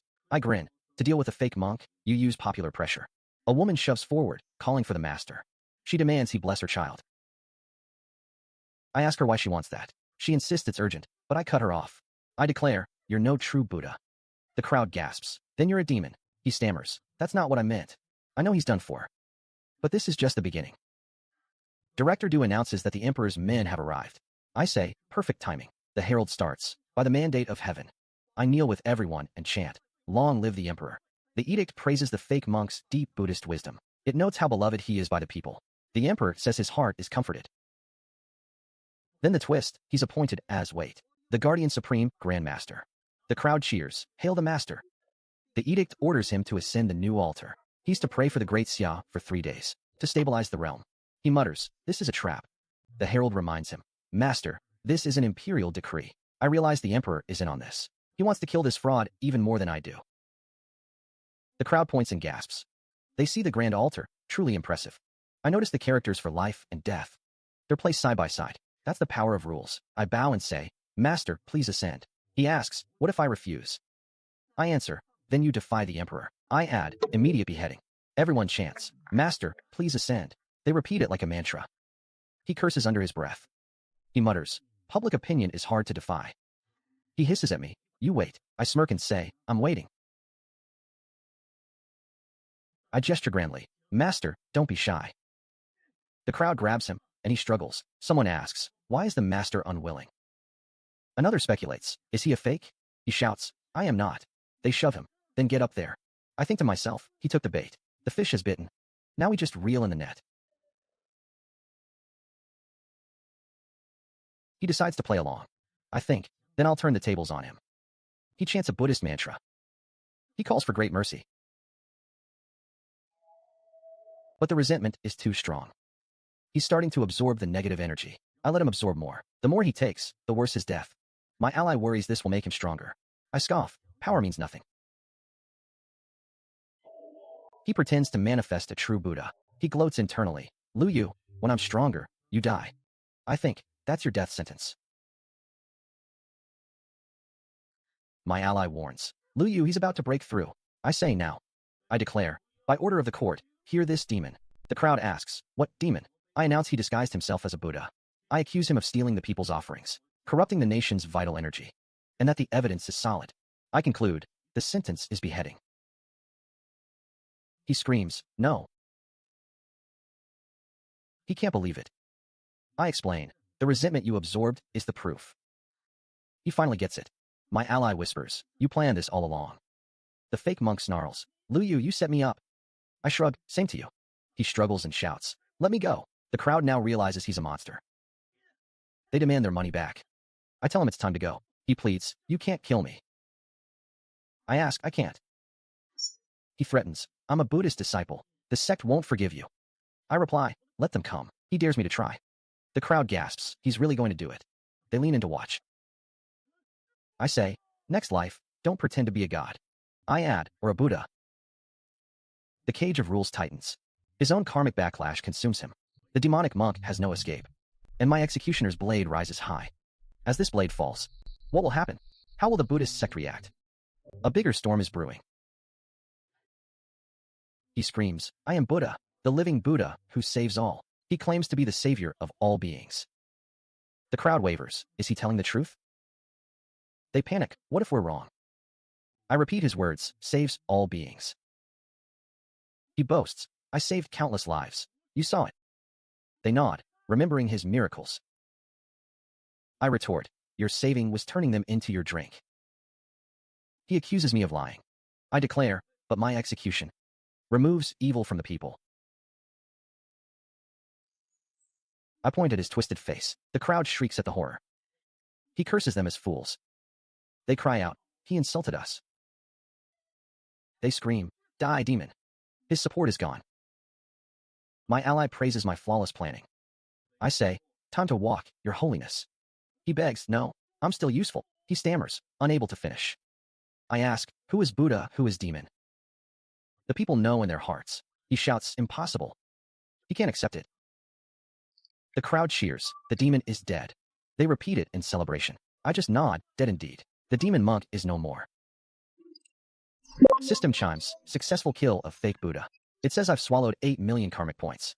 My broken Buddha bone absorbs the fake Buddha's essence. It's evolving.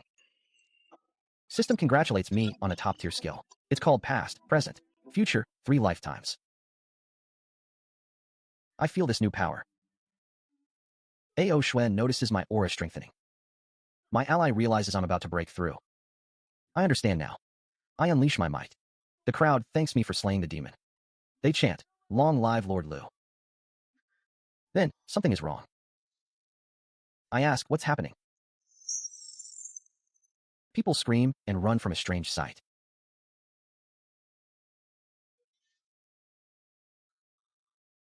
The sky brightens unnaturally. I feel my footing slipping. This energy isn't demonic. Nor is it evil. It's something from beyond. System warns, detecting unknown entity from outside this realm. It warns that world rules don't apply to it. The execution platform's laws can't lock on. Ao Shui asks, Lu Yu, what's wrong with your system? I mutter in disbelief. He says the rules are useless against that thing. My ally panics, even your rules. I demand to know what it is. Someone screams, a celestial demon from beyond. People clutch their eyes in pain. They cry out, blinded. I warn them not to look. Ao Shui says she can't see its form. I tell her looking will drive her mad. I confirm it's a celestial demon. A voice booms, the karmic fruit is ripe. The sound echoes directly in my skull. It announces, by protocol, I come. I ask, protocol? What protocol? It replies, reclamation. I scoff, reclamation? It says, transfer the host. The system states, Lu Yu's karma has hit the threshold. It cites Article 3 of the protocol. I cut it off. I don't care about your protocol.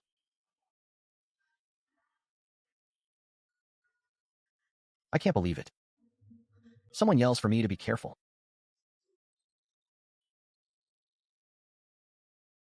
They're shouting to protect the official.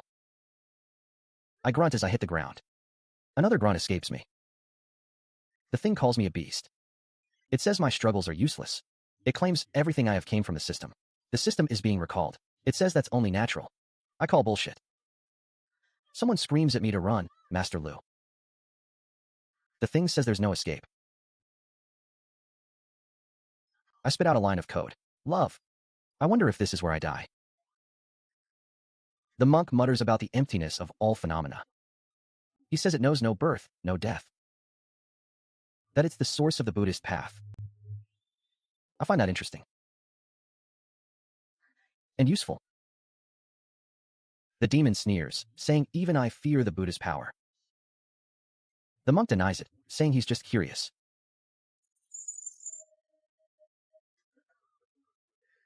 The demon is furious. I'm speechless. The monk chants a prayer. The demon demands to know who's there. A monk's voice says he's late. The demon begs the master for help. The monk says he can't save the demon. The demon asks why he's even here then. The monk says he can only buy me some time. He yells at the outer demon to retreat. The demon calls him an ant of the Buddhist sect. I think he's strong. Even a high monk can't stop him. The demon says time's up. It commands me to come with it. Everyone screams in denial. They're screaming my name. I refuse to accept this. I think of all the things I haven't done yet. I decide I can't die here. Then I see it.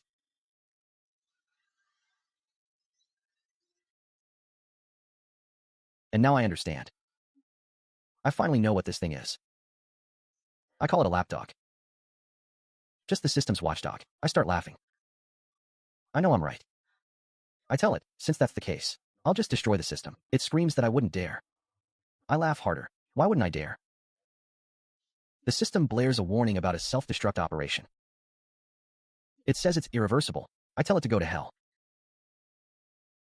My ultimate move, severing the Buddha, was supposed to be my peak. Instead, it summoned a cosmic demon.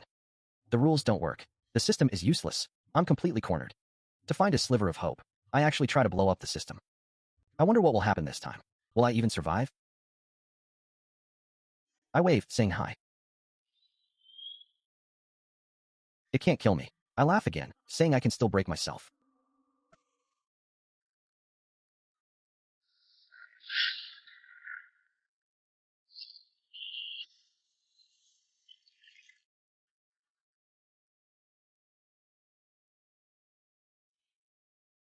I taunt it, daring it to come at me. It calls it a self-harming attack. An abnormal data stream follows. It repeats itself, annoyed. The demon asks if I can still swing. It realizes this is a failsafe from a previous failed version. It says I'm interesting and that we'll meet again.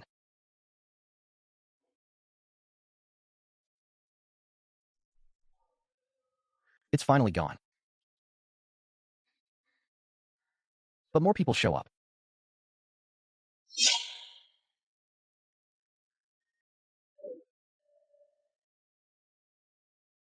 Someone calls me a demon lord who colluded with the outer demon. They ask if I can still deny it. Some guy named Lin Yichen introduces himself as the sword bearer of the Immortal Alliance. He says he's here on the leader's orders to execute a demon. He points at the residual energy around me as proof of my collusion. He claims it's ironclad evidence. If I hadn't summoned the demon, the capital wouldn't have been attacked. Another disciple whispers that I'm nearly dead, and it's a perfect time to steal my secrets. Lin agrees, saying I'm rumored to possess a rare treasure. He says today is a good day to check. I call them a bunch of backseat warriors. I add that their blindness is top tier. Lin tells me to stop being stubborn. He orders me seized. Then someone demands they stop. A voice says I was protecting the capital just now. It calls the Alliance's so-called righteous path hypocrites. They only come to pick the fruit after someone else has fought. Lin sneers, calling them demon accomplices. He says a dragon remnant dares to be arrogant. He decides to clean house today. Someone in the royal court tries to step in. Lin shuts him down, saying it's an internal alliance matter. The emperor has no right to intervene. Lin accuses me of plotting against righteous cultivators and building my own execution platform. He declares that's already demonic behavior, and colluding with an outer demon today makes it worse. I just snort. I sarcastically praise their logic. He orders me seized again. Then someone else echoes the order. I ask them if they think they can catch me. They're shocked. How can I still fight while this injured? I tell them to see for themselves.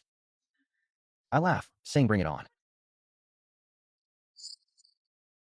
Someone curses, but my injuries are too severe.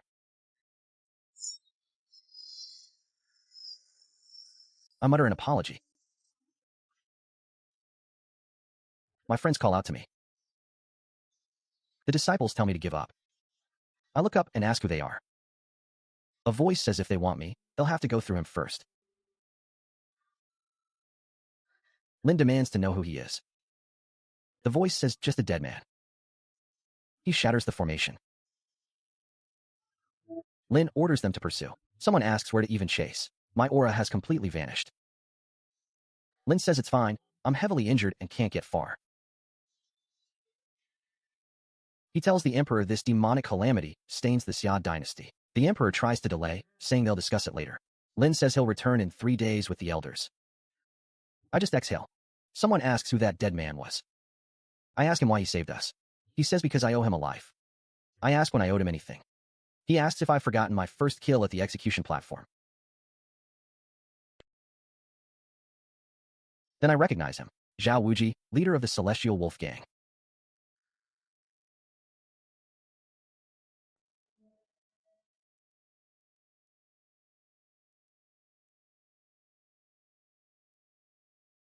I thought his soul had been scattered long ago. He scoffs at the idea of soul scattering. He says I'm still too green. He grins, saying I never expected he was still alive. I realize he's a ghost cultivator. He corrects me, saying he's half human, half ghost. I ask if he saved me for revenge. He says no, he's here to repay a debt. I ask what he means. He says back then, I severed his flesh body, but let his soul escape. He wandered the underworld for years. I ask what happened then. He says he saw the truth. I demand to know what truth. He says the people I executed weren't all deserving of death. I say I know that, but I also killed the ones who deserved it. He says the outer demon's appearance is no coincidence. I ask him what it is. He says it's an exiled rule administrator. I repeat the term, stunned. He says this whole world is just an experiment. I echo him in disbelief. I mutter that it explains why the system was useless against him. He says my system is a relic from the previous generation of experimenters. Previous generation? I ask. I realize I've just been a pawn all along. He says no, I'm the only variable. He tells me to rest. In 3 days, the real enemy will come. I ask him where he's going. He says to where he belongs. I think things are getting messier and messier. My friends worry about my injuries. They ask what I'll do in 3 days. I say I'll worry about surviving today first. The system detects a new mission, survive 72 hours. It offers a fragment of truth as a reward. It reports a damaged core module. Functions are restricted. It's attempting self-repair. The survival mission is set for 3 days. I wonder what will happen 3 years from now. Ao Shui asks how my injuries really are. She begs me not to scare her. I say I won't die, but she calls me stubborn. She says my face is burning like charcoal. I repeat myself, I won't die. She tells me to just be honest for once. She says I make it hard for her to feel at ease. She brings up what that shadowy figure said about the experiment. She asks my opinion. I say I've never heard of such things.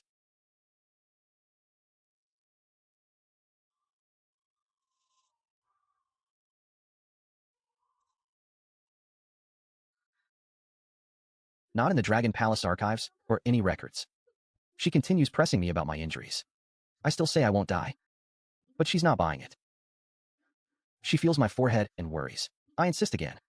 She pleads for me to just listen for once. She asks what I really think about all this. I admit I have no idea what the Dragon Palace might know. The records are blank. I have nothing to go on. I don't know anything about the Dragon Palace. But I have a gut feeling. He's not lying. This world might be more complicated than we think. Yeah, I mean, I'm an executioner who became a chosen one.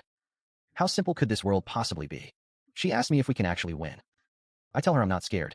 She admits she's scared something will happen to me. Then someone runs in shouting that it's bad. Apparently, the hypocrites from the Immortal Alliance are posting notices all over the city. They're saying I colluded with the celestial demon, that I'm the source of a disaster, and they want to hold a public trial for me at the demon-slaying platform. Public trial? Do they even deserve that right? They're also stirring up the people, saying that if I don't show up, they'll have to purify the entire capital. The city's in chaos now, everyone's panicking. Things are falling apart fast. Purify, he says. My companion points out that's just a nice word for massacring the city. They're so despicable, he insists. I'm the one fighting on the front lines. And they're hiding behind me, pointing fingers. He calls them shameless. They're using the lives of the entire city as leverage to force me out into the open. He shouts that they're insane to try and force me. I'm still badly wounded. Going out there would be suicide. So what's the plan? He asks. Stay here and watch them slaughter the city? I tell him not to worry. I never make a bad deal. They want to put on a show. How can the leading man not make an appearance? He protests about my injuries. I tell him my life force is tough. Let's go. Don't keep them waiting. An Immortal Alliance representative addresses the gathered crowd. He declares that they've set up this stage to rid the world of evil. Exactly. To get rid of that demon. He's talking about me. He calls me Lu Yu, the demon's minion. He accuses me of setting up my own court of justice and ultimately luring the celestial demon to wreak havoc on the world. Today, the Immortal Alliance will act on heaven's behalf. He rants about the Eastern demon, but someone in the crowd protests. I've helped them before. The representative silences him, says it was all an act. He claims the people were fooled by me. Then the crowd gasps. They see me. He's really here, someone whispers. Another notes that I look badly injured. The Alliance leader snarls that the demon has finally shown his face. He thought I was going to hide like a turtle. I smirk. Sorry to disappoint. The one thing I'm not afraid of is death. He asks if I really think I have a choice. Coming here today, he declares, is me walking right into their trap. I look around at their setup. Quite the show of force. I ask if the Alliance is only capable of picking on the wounded. Ao Shui steps forward. The Alliance leader warns her this is none of the Dragon Palace's business. He orders her to back off, and not to bring trouble on herself. She retorts that it has everything to do with her. She points out that for all his faults, I was the one fighting the celestial demon in the capital. Back then, where exactly was this so-called righteous Immortal Alliance? They claim they were protecting other places. She scoffs. Protecting where? Do tell. She presses them to explain. The crowd murmurs agreement. Yeah. Someone points out that when the monster was attacking, they didn't see any of these immortals. Another agrees. Neither did he. The leader tries to silence them, calling it rubbish. He tries to defend the Alliance. I cut him off. Don't waste your breath. Let me ask you all a question. I asked the crowd where the Alliance was when Feng San was terrorizing the capital. Where were they then? When the black-hearted ancestor was using evil techniques to harm the innocent. Where was the Alliance then? When the fake monk was corrupting the people and stealing the nation's fortune. Where were you so-called righteous immortals then? I ask if their signal was just bad and they had no reception. The crowd agrees. I'm right. They say the Alliance never did anything. Someone shouts for them to get out of the capital. They're just a bunch of hypocrites who show up after the fact. The leader screams that I'm spouting nonsense. He warns I won't be able to fool the people. I just shrug. I'm stating facts. When you did nothing, I stepped up and did it. Now the job's done, and you show up to steal the credit and judge me. I mock them. Where's your face? Boy, did I hit a nerve? Turning red with anger, are we?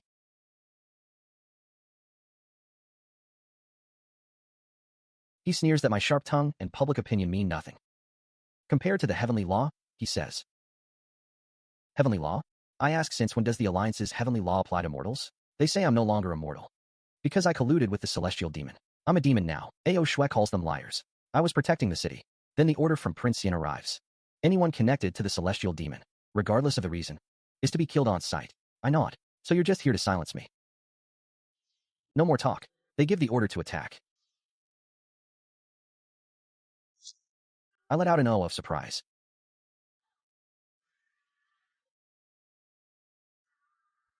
What? That's the great Xia's dragon vein. The imperial decree is the only law here. The emperor declares that his will is the true law. Everyone gasps. It's his majesty. He's here. The crowd cheers. The emperor is supporting me. The alliance leader stammers. Is the emperor rebelling? The emperor roars back. No, you are the ones rebelling against his realm. The leader warns the emperor to think carefully. The Immortal Alliance controls all the cultivators.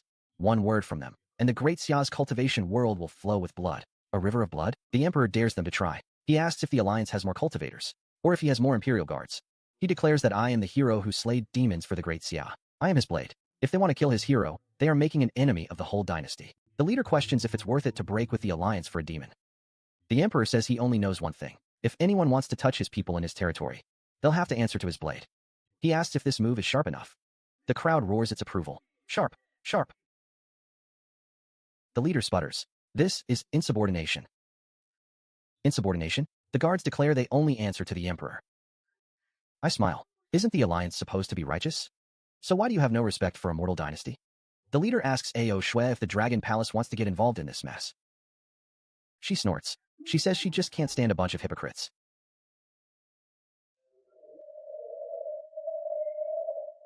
I let out a quiet, "oh, nice." The leader admits the human emperor has guts. One of his underlings asks if they're just going to let this go. The leader laughs coldly. Let it go? No way. Impossible. He turns to me. I can run from this for now, but I can't escape forever. In 3 days, the master of the Immortal Alliance will come to the capital in person. He asks if the army and the dragon vein can protect me then. The master of the Immortal Alliance? I tell him I'll be waiting.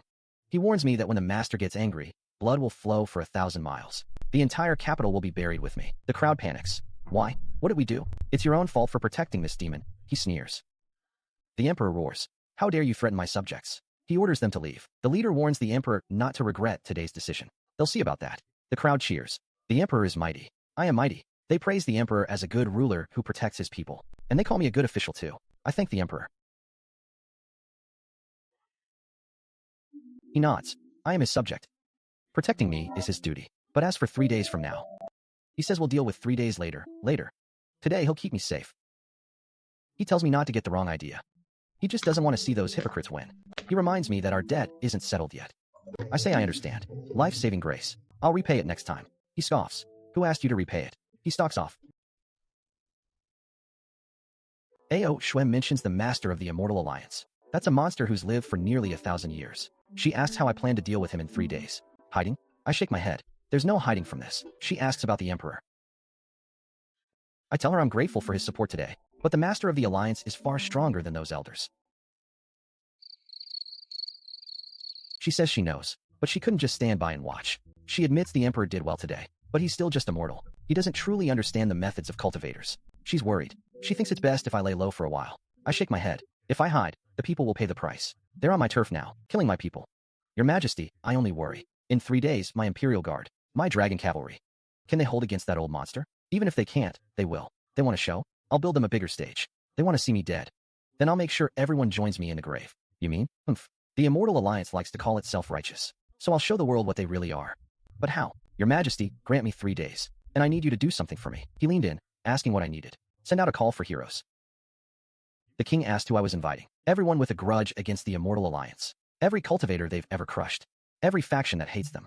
He nodded slowly, catching on. They've made countless enemies, but nobody dares to fight back, unless someone leads the charge. He practically lit up. Brilliant. I'm on it. But 3 days isn't enough against the alliance leader. I need a different angle. The sutra of past, present, and future. Risky as hell, but it's my only way out. The system chimes with a new mission. Desperate counterattack. Survive the alliance's siege and strike back. Reward? Question mark. I ask what the reward is. Doesn't matter. What matters is staying alive. Warning flashes. The sutra is forbidden. Extreme risk. Could shatter my soul. Perfect timing. The system asks if I'm sure. I am. Better to fight than wait to die, since the future's already written. I'll rewrite it myself. Lu Yu, my dear lord.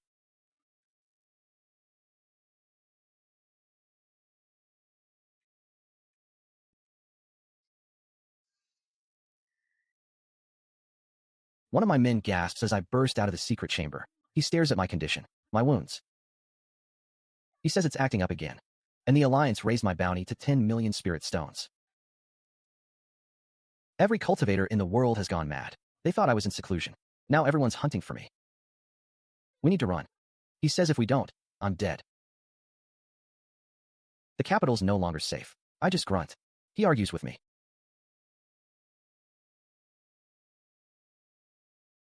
He thinks we'll die if we stay. The Alliance leader arrives in 3 days. Plus the wound from that heavenly monster. He begs me to stop shouting. I'll have to fight another day. He says as long as the mountain stands, there'll be firewood. He's got a carriage ready. He insists we can leave right now. I shake my head. At the Alliance leader's level, hiding is pointless. He'd drag me out no matter where I run. He whines that it's still better than waiting here to die. He notices something in my hand. The sutra. He asks where I got it. A forbidden technique. I tell him I've had it for a while. He's stunned. He asks why I'm bringing it out now. He says it's even more dangerous. 3 days. Too short for the hero summons to work. Too short for my wounds to heal. Waiting to die isn't my style. Lenny Chen's an idiot. Greedy for glory. That's my opening.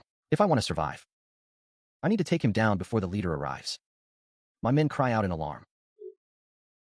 They shake me. They beg me to wake up. They panic. I grit my teeth. Hold steady. The pain hits hard. Someone sneers in my head. Lu Yu, without the rules, you're a dog waiting to be butchered. My men still worry. They ask if I'm okay.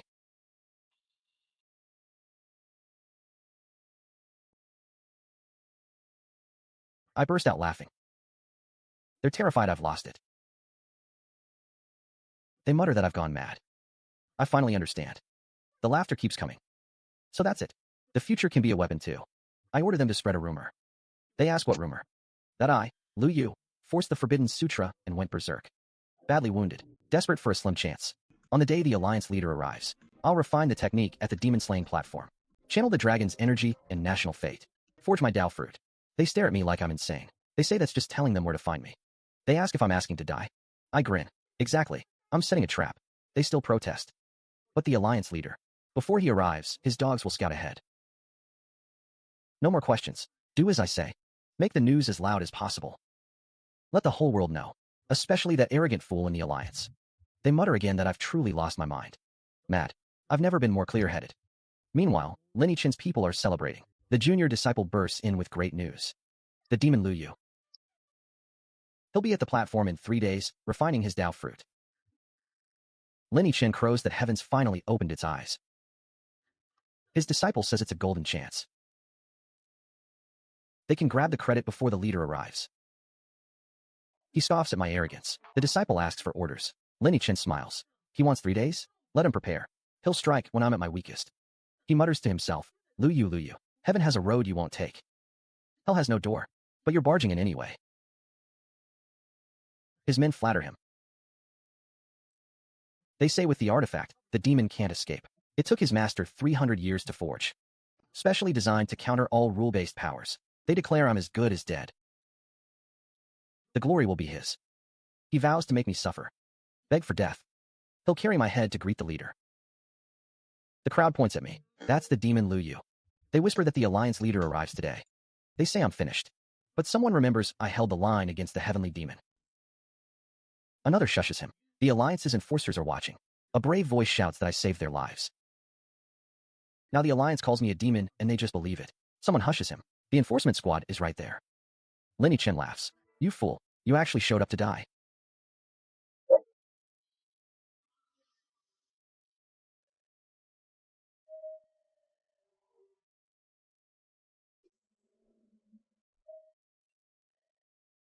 He asks how I like his ceiling array. 3 days ago, I was strutting in the palace. Now I'm kneeling like a stray dog waiting to die. The system screams. Warning, rule-based power link severed. Forcing offline mode. I smile. The script has finally begun. Lenny Chen's crony snickers. He says I'm hardly worth all this trouble. Heard I once fought off the heavenly demon. He thinks it's all exaggerated rumor. Lenny Chin calls me nothing but a lion in a dead-end alley.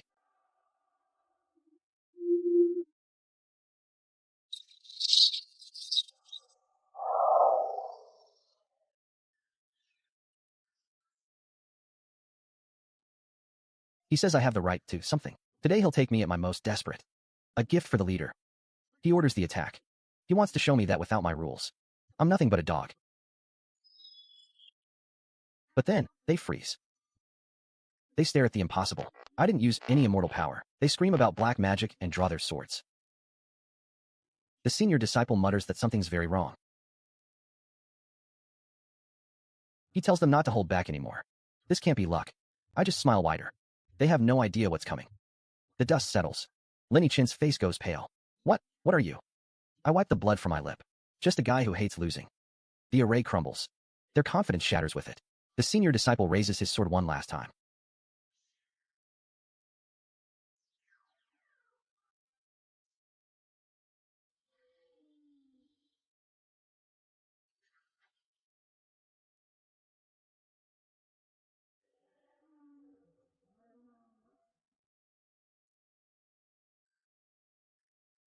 I don't even flinch. He falls before he reaches me.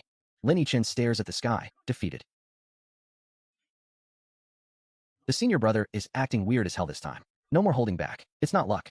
He's predicting our attacks. Use area-wide immortal arts. Let's see him dodge this.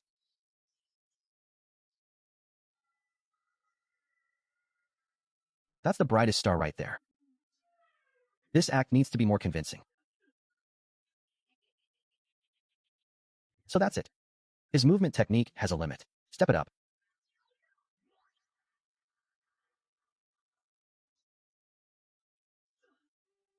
I shush them. They burst out laughing. One says the senior brother is already at his last gasp. They call me a demon. Your legend ends here, they declare. Why aren't you laughing now? Why aren't you being a wise ass? Didn't you have so much to say? Let me hear you whine a couple more times. More laughter. Weren't you so cocky at the Immortal Alliance Assembly? Now look at you, lying at my feet like a dead dog. The junior brother tells him to stop wasting words. Just refine my celestial emperor bone directly. All right, before the alliance leader shows up and says we're slacking off. They've heard the celestial emperor bone can let someone be reborn. The junior brother asks if the senior will share some with them. He assures everyone they'll get their share.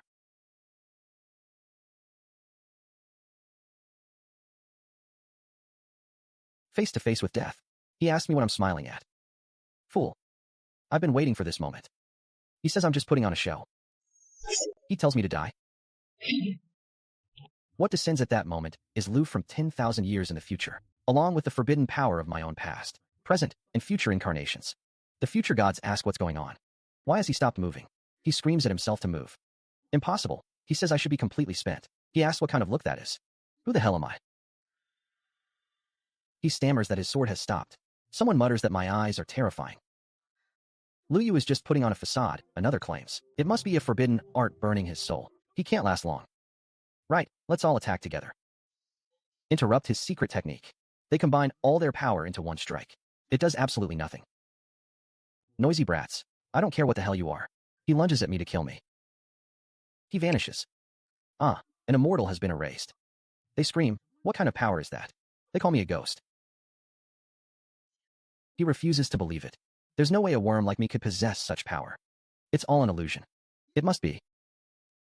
He chants, extended auspicious immortal path, wildfire sweeping the plains. He shouts for the flames to burn me to death. No. Why? He protests. He's Lenny Chin, the 10,000-year prodigy of the sect. How could he be kneeling before trash like me? Someone whispers that this isn't a spell. This is the very fabric of reality. His words become law. A single thought decides life and death. A single word opens the rules. Ao Shui addresses him as princess. Someone asks what kind of existence they're witnessing. Someone shouts that he's almost done for. The power is disappearing. He thinks he might survive. Like a pig being slaughtered. He's laughing hysterically, but in denial. He begs me not to come closer. He cries for mercy. Please, exalted immortal. He begs for his soul to be spared. He doesn't want to die. He pleads with me. He begs me to let him go, his hatred fading.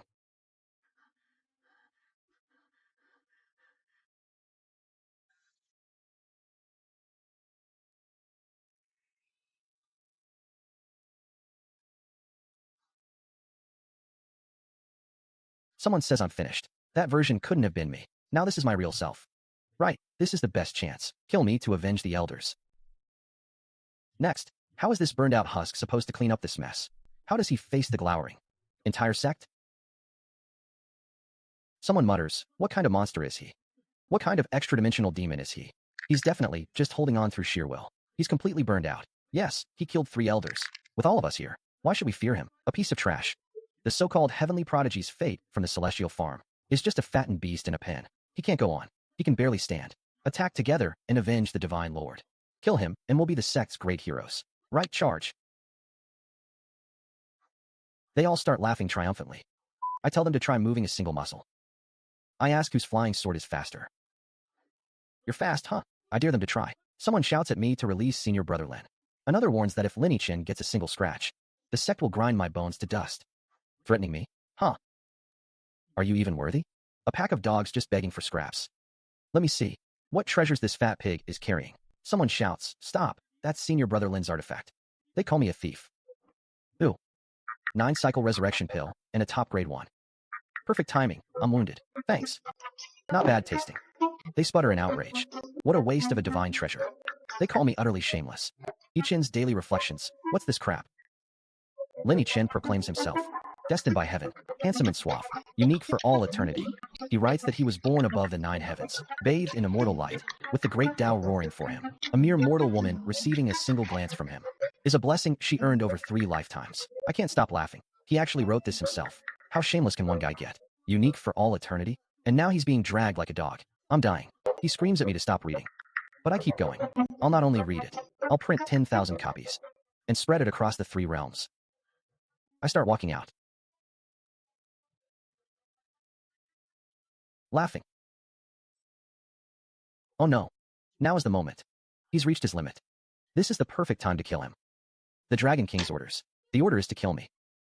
Ao Shui asks, and then what? Wait for those hypocrite sects to clean up? Reap the benefits at our expense? Wait for those so-called celestial ranchers up there to harvest every last one of us. The minister hesitates. Princess. What is she talking about? What ranchers? She scoffs. Minister, you still don't see it? In this play, we dragons were never players. We weren't even game pieces. We're just spectators outside the board, ready to be crushed at any moment. Lu Yu, perhaps he's the variable. The minister urges caution. This goes against the Dragon King's will. Send a message to father. Tell him that Lu Yu has ties to extra-dimensional forces. The forces behind him are unfathomable. They involve enemies of the world itself. Ao Shui recommends suspending all assassination operations. We need to reconsider. She declares this in order. The minister quickly sends the message. The world is cultivated like a crop. Could His Majesty? I announce. Lu Yu of the Demon Execution Bureau has captured a criminal plotting to undermine the nation. One who colluded with extra-dimensional demons to shake the human realm. I ask the Emperor to decree that this wretch be executed as a public warning. As an example, it's a will born from the resistance of the Immortal sect. A true catastrophe for the sect, and now it's utterly furious. War is about to break out. Fantastic. The mortal emperor stands before me. He asks the envoy, do you know your crime? Release Lin Yifan, our Immortal Alliance's prodigy, immediately, the envoy demands. Then tie up the murderer, Lu Yu, hand and foot. Send him to the ancestral land of our immortal sect. Otherwise, the Immortal Alliance's army will arrive at any moment. And then we'll raze this barren land to the ground. We'll make your great Xia dynasty flow with rivers of blood. The ministers fall to their knees. Your Majesty, please reconsider. The power of the immortals. How can we mortals possibly resist? We cannot sacrifice the billions of lives in Great Xia. For a mere executioner from the Demon-Slaying Bureau, please reconsider, Your Majesty. Please put the nation first, they plead. The Emperor silences them coldly. In my court, only I get to stand and speak. He eyes the envoy's flying sword. A broken sword like that. Dares to act presumptuously before me? Go back and tell your so-called alliance leader. His man, in broad daylight in my capital, brandished a weapon and attempted to murder a court official of Great Xia. Now we have both the culprit and the evidence. The proof is solid. I didn't immediately send an army to your alliance to demand answers. That's already giving him tremendous face. The envoy is livid. You dare insult the immortals? You're courting destruction, he roars. Shut up. This case is severe in nature. Its impact is enormous. I have already ordered a joint trial by the Court of Judicial Review, the Ministry of Punishments, and the Imperial Guard. Until the case is fully investigated, no one is taking the prisoner Lin Yichin anywhere. This is the law of the Great Xia dynasty. The envoy seethes. You wait. All of you, wait for me. The emperor then turns to his court. From this day forward, anyone who dares to spread rumors or advocate retreat and surrender will be guilty of treason, and their entire clan will be executed. Meanwhile, I'm dealing with the Heaven's Chosen, who's looking at me like I'm a snack.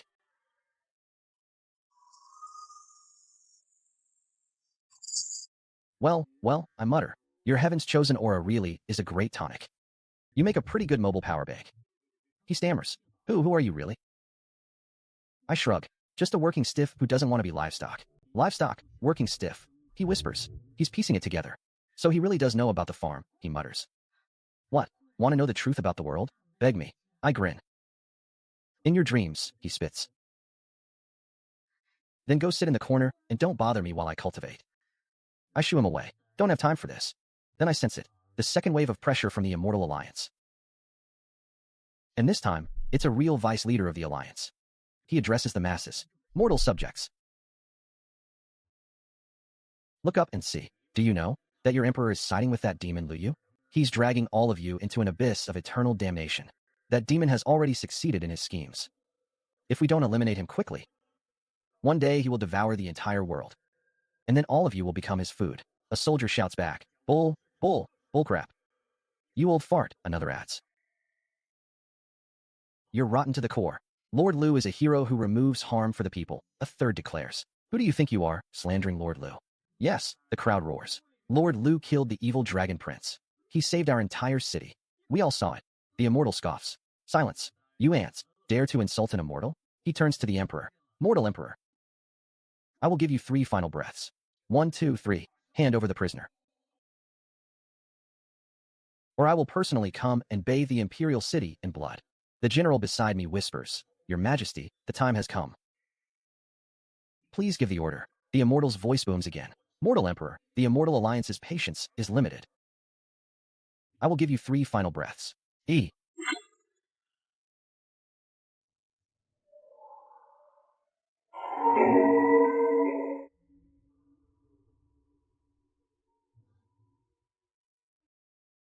2.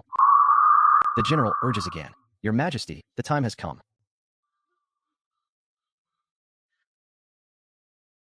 Please give the order. 3. The Immortal shouts. Hand over the prisoner. Or I will personally come and bathe the imperial city in blood.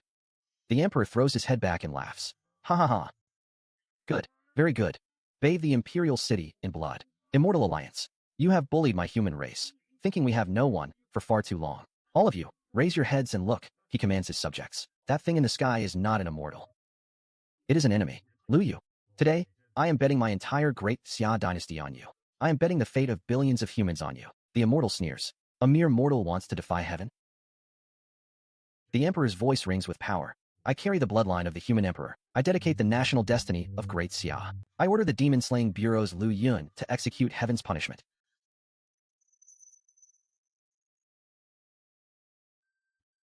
Carry out the sentence on the spot. I feel the Tao resonate. This path carries all things in the mortal world. It does not bow to gods. It does not bow to the heart. The Immortal is horrified. You dare. A mortal emperor dares to burn national destiny. You're insane. The emperor's voice is the verdict. Guilty. I sigh. Well, it's done now. The soldiers roar. Brothers, this is His Majesty's will. This is Lord Lu's hope. Fight, another cries. My life was saved by Lord Lu. I'll leave it here today, a third declares. The army kneels. We pay homage to the human emperor. Order Lord Lu to kill those immortals. By the decree of the human emperor, cut down all injustices in the world. The human race will never be slaves, they chant. I step forward. Old thing. Now it's my turn. The Immortal sneers. Mortal, how dare you? I am an immortal official appointed by the Jade Emperor of Heaven. He laughs arrogantly. Ha ha ha. Lu Yu. Ichin is an immortal official of the Jade Emperor.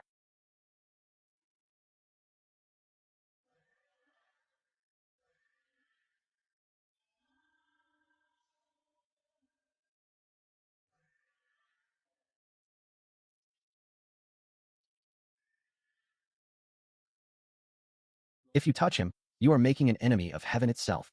Kneel and confess your crimes. I look at him, unimpressed. A heavenly court immortal official? The heavenly laws don't apply here. The immortal rules don't apply here either. I am the law. I move. Die. Sorry. His KPI is done first. The system chimes. Defying heaven, seizing the heaven's chosen's destiny. Qian's system is analyzing. System is evolving. And just like that, I have officially become the enemy of the entire world. Heaven's punishment. It's heaven's punishment, someone screams.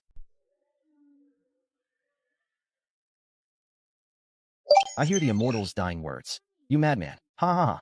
He cackles even as he fades. The time has come. Lu Yu, do you want to know the true secret of the farm? I'll send you up to see for yourself. Heavenly punishment lightning descends. It's the final judgment on those who challenge heaven. The emperor steps forward. Your Majesty, wait. I call out. He smiles. Don't worry. I can still afford this little toll fee. He opens his mouth, and the emperor just ate the lightning. That's the heavenly punishment. He consumed it. He used his remaining national destiny and human emperor's dragon energy to neutralize the power of the heavenly punishment law. Someone gasps, madman.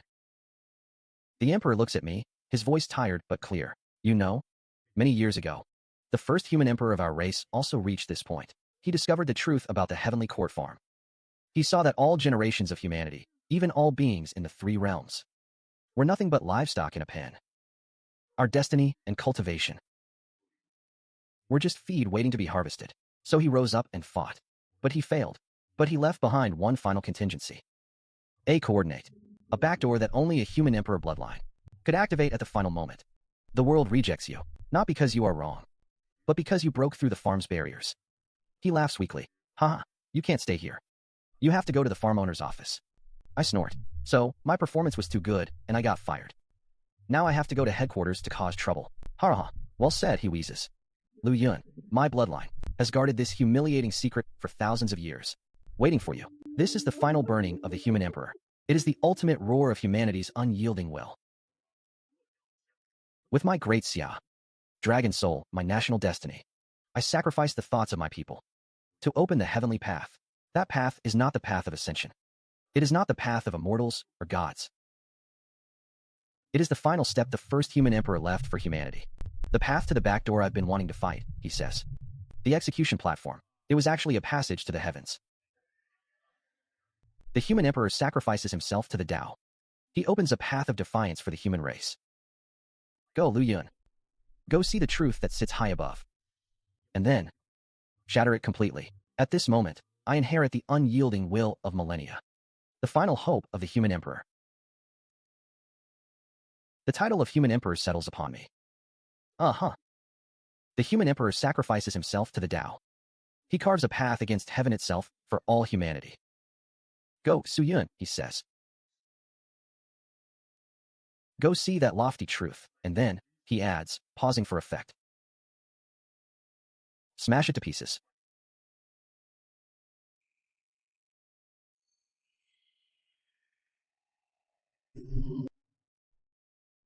Right now, I watch him inherit something ancient. He carries thousands of years of humanity's unyielding will. He becomes the human emperor's final hope. The title of human emperor settles on him like a crown of iron. He just grunts. From today onward, I declare. The heavenly Tao shifts. The game is over, kid. Tell all the gods. I'm here to collect the rent.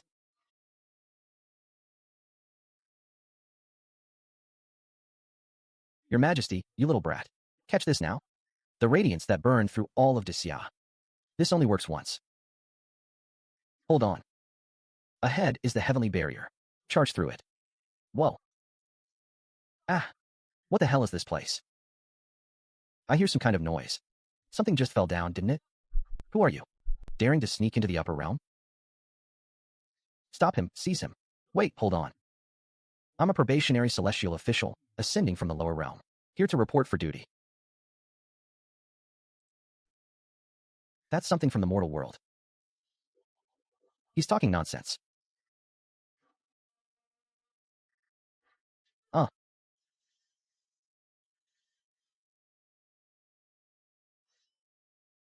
Fuck it. 3 seconds, go? Monkey head, stop right there. Captain, we've got a demon cultivator sneaking in. Surround him completely. Great. I can't win this fight. Kid, I've burned the nation's fortune and my own soul. Forged you a fake temporary residence permit for the Heavenly Court, valid for 7 days. I'm here to check in. He's obstructing official business.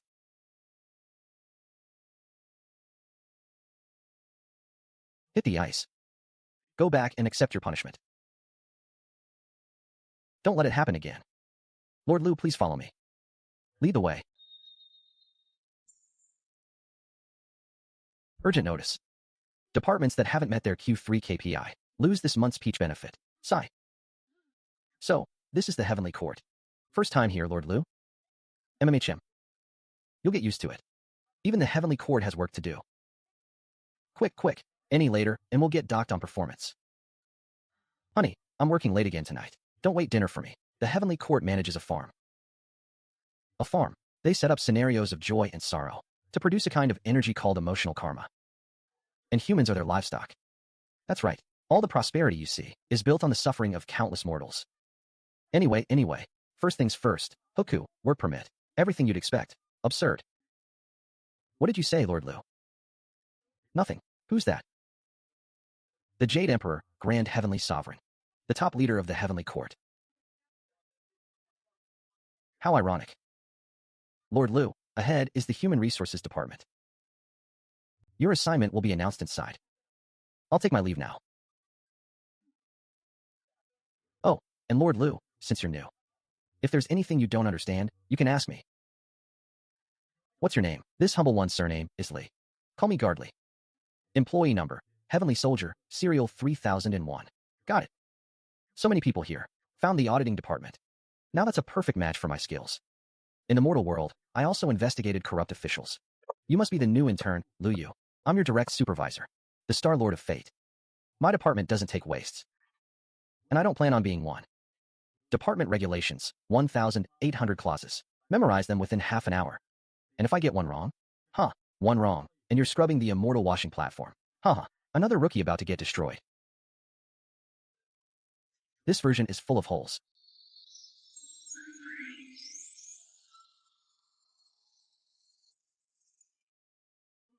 Boss, I'm done memorizing. What? And I also optimized 300 redundant clauses.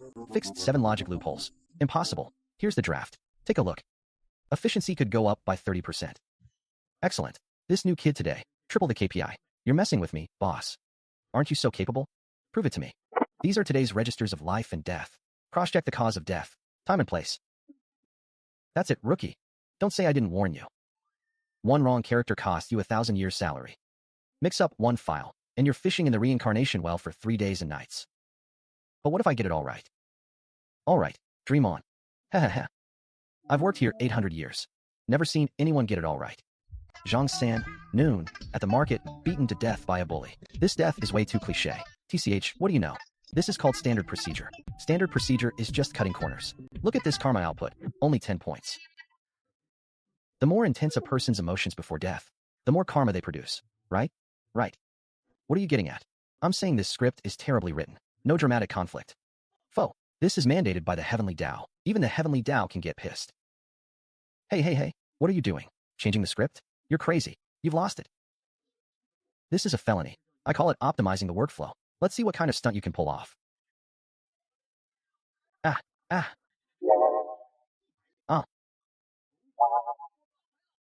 Oh my god, my face. My Zhang San went from 10 points to 1,000 points overnight. The bully went from 10 points to 10,000 points. What's going on? Just a plot optimization. A person going from utter despair to wild joy. That's the biggest emotional swing. You can play it that way? Of course. Your old deaths were way too boring. Li Si, drowned. How boring. Change it to. He falls onto a dragon princess's undergarment. Gets chased 108,000 miles. Dies from exhaustion. But before he goes, he sighs. Dying under the peonies is a sweet death. Even as a ghost, I'll be a romantic one. You're crazy. The dragon princess's undergarment? Men are perverts till the day they die. This kind of death will make his emotions explode to the max. But the Dragon Palace will investigate. That's your boss's problem. Sister Sue, that's too much. That's called professionalism. Wang Wu, killed by an enemy seeking revenge. How cliché. Change it to, when the enemy comes for revenge, he discovers Wang Wu is his long-lost biological father. They hug and cry together. Then both become monks. This actually works? Hatred instantly turns into family love. Then into regret. A triple emotional jump. The karma value is about to explode the charts. Stop right there. Boss, look at how beautiful this data is. Don't you know that changing too many karmic threads will trigger a backlash from the heavenly Tao? Look at what I changed. Every edit is within the bounds of the karmic law.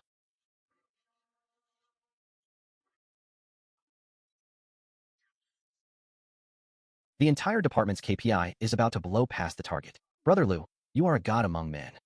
How many files did you actually change? Just 20 files. 20 files. That's half a year's output for the Niability department. Statistics from the Reincarnation department's karma output. Due to a 3,000% increase in KPI production. Special commendation awarded. 3,000 years of lifespan for all department members. And this year's mediocre reward, 10 peaches of immortality. 3 celestial breezes. Haha, we've got peaches. You're like my second parent. Hey, speak like a normal person.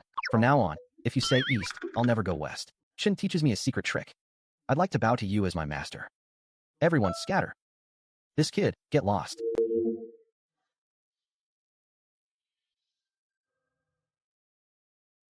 Boss, auditing the accounts. Routine inspection. Inspect whatever you like. Let me see your weak spots. A time trap. Nice move. That kid actually left a trace in the causal line. Time paradox. Classic. Star-Lord. Oh, Star-Lord. Oh no, the Star-Lord is coughing up blood. He demands to know who I really am. I just say what I already told him. I'm the new intern. He points out that anyone who can set a time trap in Nigua County can't be a simple intern. Definitely not an ordinary trainee. I tell him I'm just someone who wants to know who's been sending him his KPI targets. I ask if he wants to find out the answer. Someone mutters that I've lost my mind. They wonder what's gotten into me today.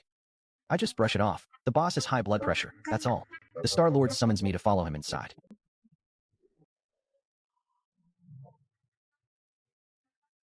I hear whispers that he might be about to silence me for good. I hiss at them to shut up or risk my temper. He tells me to come clean about what I really want. I repeat myself, I want to know who's setting his targets. He scoffs, asking if a mere intern thinks he can pull that off. I ask him if I really look like an intern to him. He admits I set a trap in the causal line. Even he couldn't do that, he confesses. I shrug and call it natural talent. He cuts me off, telling me to drop the act. He demands to know if I realize how dangerous my stunt was. I glance at the numbers. The data looks great to me. Output skyrocketed by 3,000 times. He asked what I think the higher-ups will make of that. I guess they'll hand out bonuses. He warns they'll suspect we cheated. Once the investigation starts, he says, we'll all be dead. I tell him to make sure they don't find out.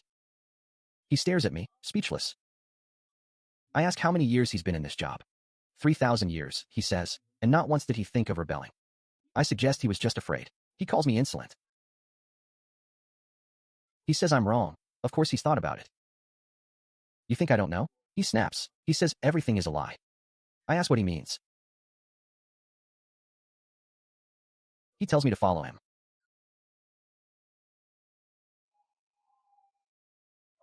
He says this is an illusion. He wants to show me the truth.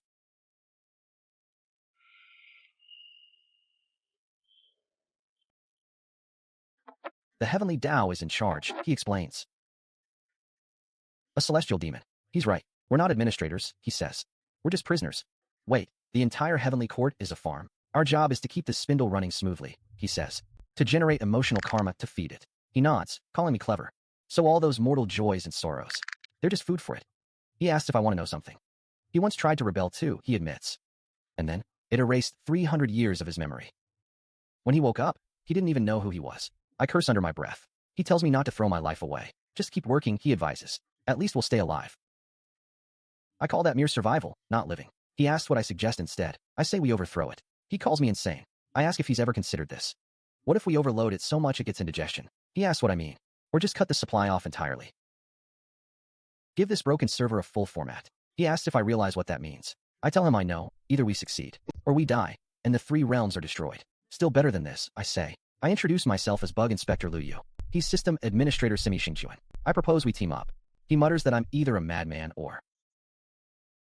An alarm blares. Core Administrator permission anomaly detected. A second alarm warns of a high-risk list breach. It's found us. He asks what that thing is. It announces that it's detected an attempt to subvert the system. Windows Assistant, I note dryly. It offers two options, immediate self-destruct, or forced format byte. I yell for him to run. A 3-second countdown begins. I'm told to choose. I pick option C, which doesn't exist in the system. I tell it to move on. He roars that he's endured 3,000 years. Today he's done enduring. He's made up his mind. Even if he'd rather not, he's going to fight. He promises to buy me 3 seconds. I tell him that's enough. Who's that young?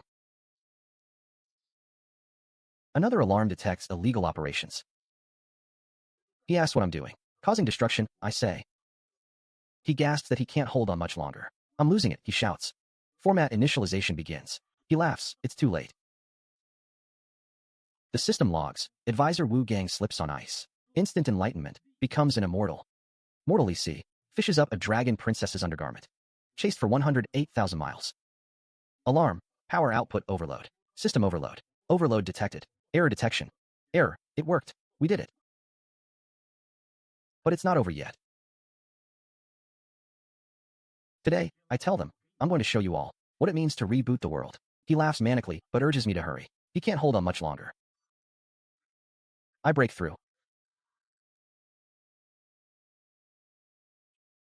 All names are gone. System crash detected.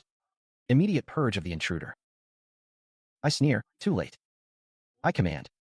From this day forward, all beings are equal. No more fated immortals. No distinction between mortal and immortal lifespans. Fate has no end. He screams that I've gone mad. This will destroy every rule in the world. So be it, I say. I'm sick of being treated like livestock. Format initialization begins. Format engaged.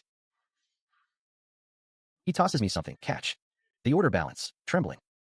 He's severed its connection to the lower realm's fate. I ask how long that will hold. The time it takes to burn one incense stick. He tells me to get lost. I yell at him to run. He asks what about them. He says he's waited 3,000 years for this day. Today, it's either him or it. He tells me to go. Don't let his death be in vain. I apologize to him silently. Core administrator has betrayed the system. Highest purge protocol activated.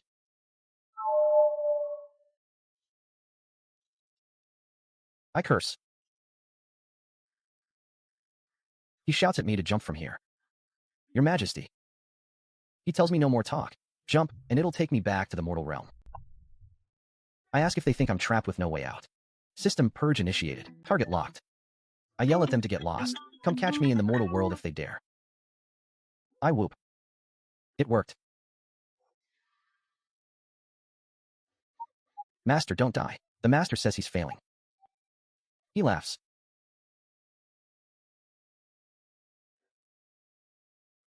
Disciple says the master has become young. I've broken through, he exclaims. He actually broke through. He laughs. What kind of miraculous day is this? The disciple notices the master's lifespan seems endless now. The dragon clan receives orders. The princess has vanished. We're free. It must be the ancestors' doing. He succeeded. All beings of the 3 realms, listen up. I am Ao Shui of the Eastern Sea. Today, I tell you the truth. Our fates were all illusions created by the heavenly court.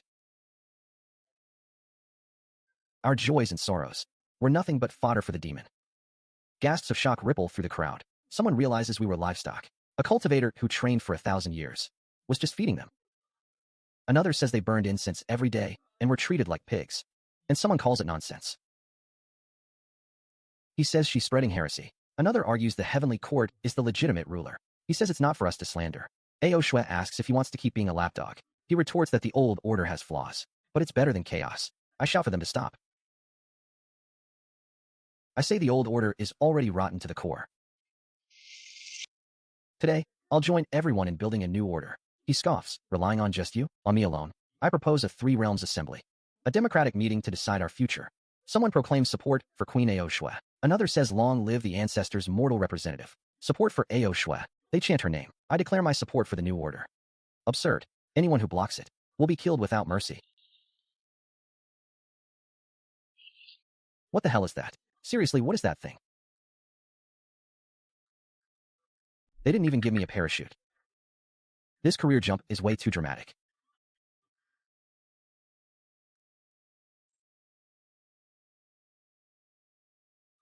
Hey, Haven't seen you in days. You look handsome now. Lu Yu, you destroyed the old order. So what happens now? Before the new order is established, you, as the biggest unstable variable, must submit to supervision by the Three Realms People's Congress. What princess? Someone sees him. Right, arrest this demon first.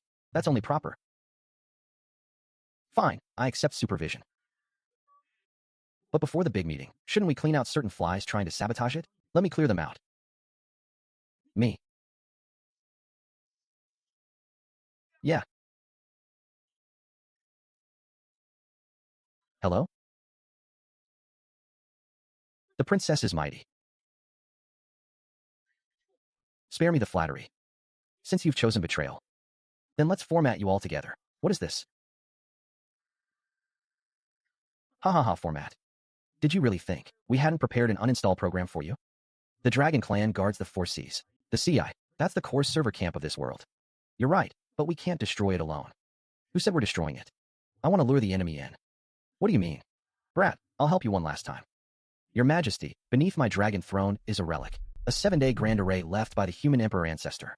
Activating it can temporarily shield the entire mortal realm, making the heavenly Tao mainframe think. This area has become a blank slate, data, and then, to reclaim this blank territory, the mainframe will inevitably descend in person. At that point, he'll no longer be an immortal program, but a physical piece of hardware. You'll have one single chance to truly kill him. That's a hell of a gamble. Betting the Three Realms. Is there another way? The Chitian array needs massive energy. Leo, it needs all my karmic luck and power. And my life as a sacrifice. Leo. No, ancestor. Oh, just went from intern to core staff. And now I'm getting laid off? I haven't even cashed my year-end bonus. Sigh. I'll take care of luring him down. You take care of leading them to survive after I'm gone. There must be another way. Don't cry. Your makeup will run. Besides, who says I'll definitely die? Trust me. No escape, Your Majesty. How do I activate the array? There's a blood groove under the throne. Drip your blood in, and the array will activate. That's simple? Simple? Your blood will be drained dry. Your soul burned to ashes. I knew it. No time to hesitate.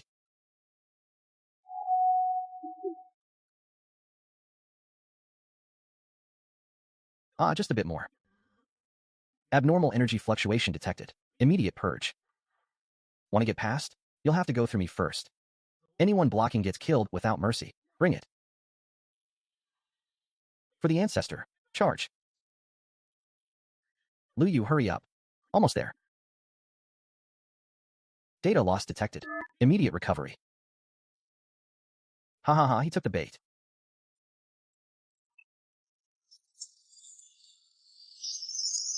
This is a trap. Welcome to the mortal realm. My turf. Now it's time to settle the score. Impossible. Possible. You. You're not dead yet? Ao Shua, lead the Three Realms to attack him. All right, Three Realms, hear my command. Today is the day we rebel. Rebel. Rebel.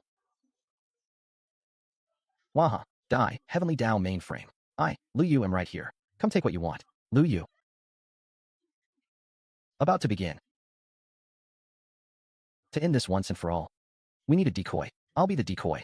I don't agree. Are you insane? If you die, and we win, what's the point? Tell me what's the point? Relax. My life is tough as nails. My employee handbook doesn't have a died on duty clause. I haven't gotten my year-end bonus yet, so I'm not dying. Good opportunity. Lu Yu and the Emperor's remnant soul are both spent. Kill him and take everything. Can't let him pull any more tricks. Looking for death. Who dares touch him today? Must answer to me first. The East Sea Dragon Palace. Ao Shua, you dare oppose the world? Break this turtle shell for me. Don't let him activate the array.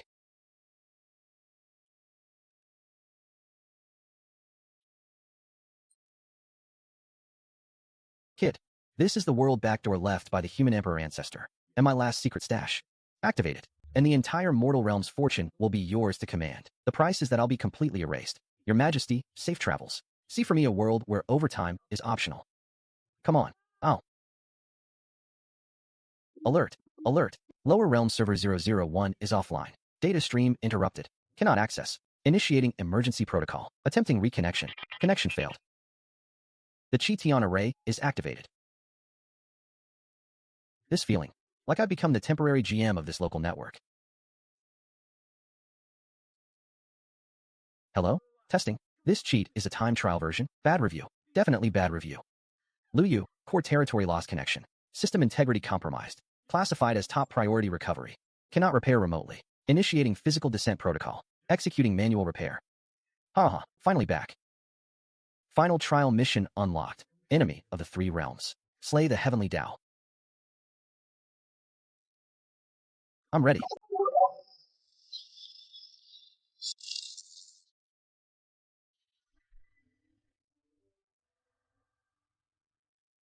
Ah, my body.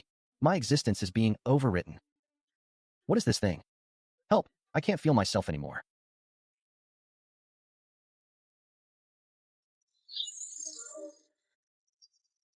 Analyzing target, virus source, hybrid data type.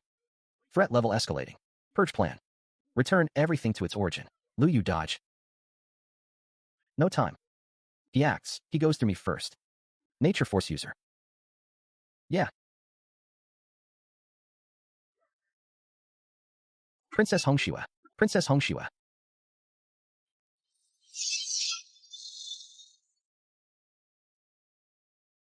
Close call. Just one blow destroyed a mountain range. Is this the true body of the heavenly Tao ancestor?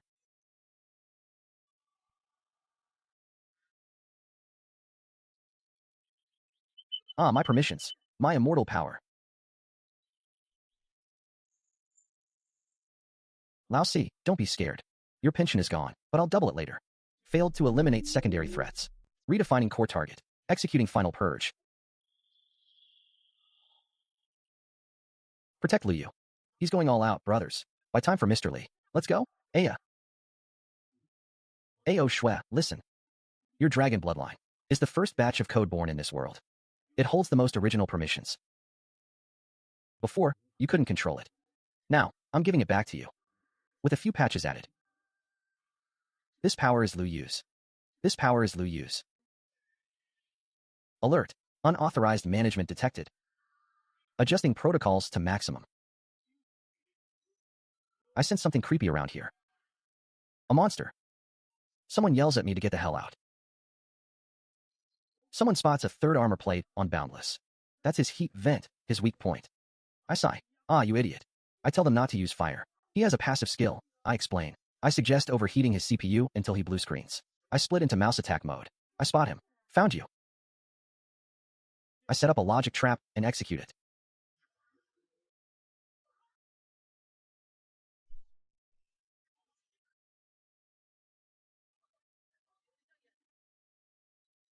Someone mutters about a cucumber and my sister. Nonsense. I announce the warm-up is over. Now it's my turn, I say.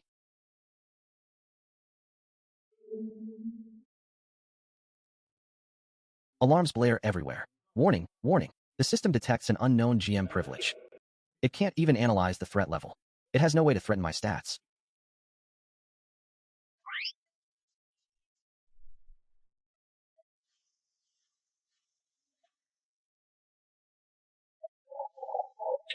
And then, nothing. A beat.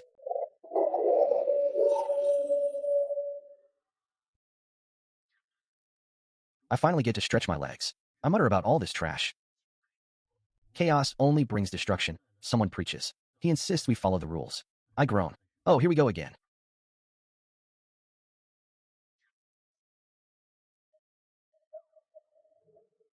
I call him an old fossil. I point out he swung zero point 0.1 seconds too slow.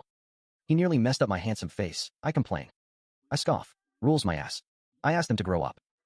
The final enemy is right in front of us. I remind them. Standard attacks are failing. I activate close combat protocol. Luyu, get out of the way, someone screams. I shout at them to shut up. I command them all to come back. I grin. Watch me convert him.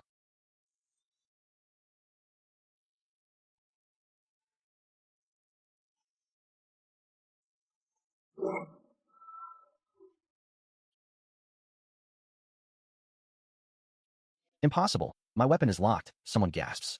He wonders what kind of privilege this is. I explain that his power comes from this world's rules. And I am rewriting those rules.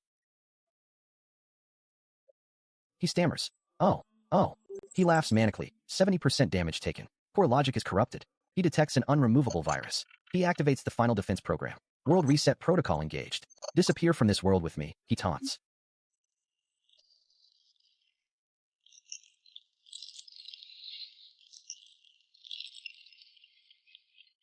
I grab my kidneys. Damn, my back. I groan about my kidneys again. He laughs again. Good as new. Lu Yu. He says I'm about to forget him. He thinks he can play with me. Time is fragile, he muses. No, I tell him. You have no counter.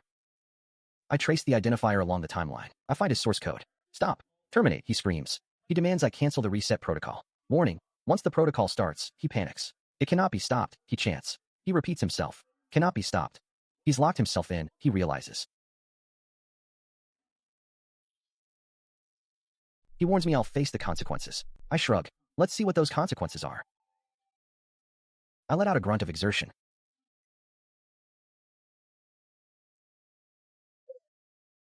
Stop. Cease, he shrieks. He calls me a despicable mortal.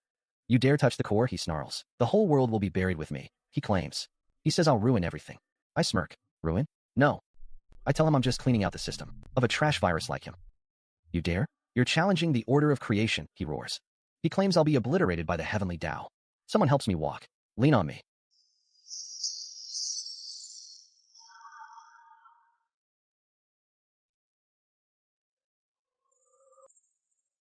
He lets out a long, agonized scream. I gasp. I won. Yes. I cry out again, exhausted. I blink. Who am I? What is a shining platform? Emperor? That word feels foreign. I ask. And Ao Shua, who is that? She shakes me. Lu Yu, look at me. She insists she is Ao Shua. She begs me to wake up. No, don't become that, she pleads. I'm begging you. Come back to me. She demands I come back.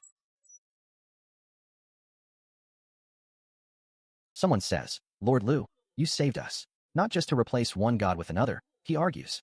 He begs me not to become like them. The old ancestor asks about a free meal deal we had. He threatens to eat my entire koi pond at the Dragon Palace if I become cold. He says they'll eat all my fish. He yells for the old ancestor to wake up. I'm their hope, he reminds me. Someone calls me a bastard. I hear a complaint about my unused paid leave. He warns me if I default on the debt, he'll haunt and slap me even as a ghost. I stammer. I try to speak. I am Lu Yu. A choice appears. Option A, fuse with the heavenly Tao. I would become the new ruler. I'd govern the 3 realms and 6 paths. My word would become law. I'd have supreme, limitless power. The price, eternal loneliness. I'd lose all emotion and sense of self as Lu Yu. Option B, return the authority. I'd give the heavenly Tao's power back to the world. Let it evolve on its own. I'd become immortal again, but I'd keep all my memories and emotions. The cost, the world might spiral out of control. The main brain could even revive. I'd lose all my power. I muse. So it's either CEO for life or honorable retirement. I wonder what the pension plan is. I ask how much severance they're offering. Someone, Ao Shua, whispers that she'll stay by me no matter what. She promises to stay. I grin. Kids make choices. I want it all. Power, I want it. Freedom, I want it too. I declare that the heavenly Tao's rules are nonsense. Rules should be set by the people.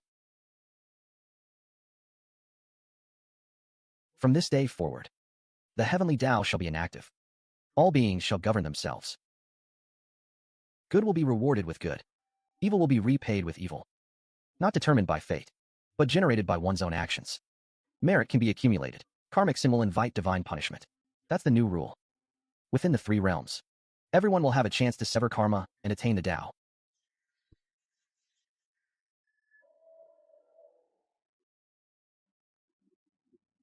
Someone calls my name. Lu Yu.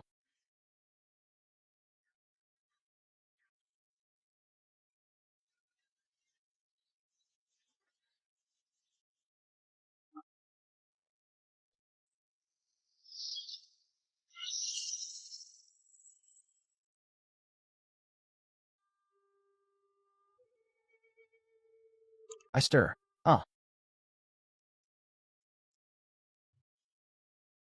I'm alive. And Ao Shue is still alive. I gasp. Oh my god. Where's all my cultivation? That huge pile of power? I worked so hard, and now I'm back to square one. I grumble. I probably can't even beat a street thug now. She notices I'm awake. Tough life, she teases. I grin. Yeah, well, I haven't hit my KPI yet. I ask how long I was out. I look at her and chuckle. Look at you, crying. I joke that she's about to flood the Dragon Palace. She snaps back. Who's crying? Don't flatter yourself. She stammers. I just got sand in my eyes. I deadpan. Yeah, the East Sea Dragon Palace does have a lot of sandstorms. She yelps in embarrassment.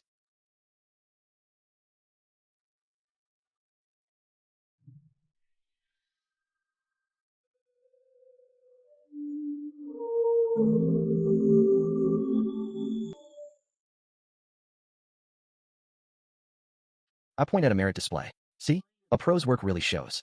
Mine's overflowing with merits. She complains. Why is yours more than mine? She insists she worked just as hard. I shrug. Maybe because while you were sleeping, I was up all night saving the world. She calls me a tryhard and tells me to get lost.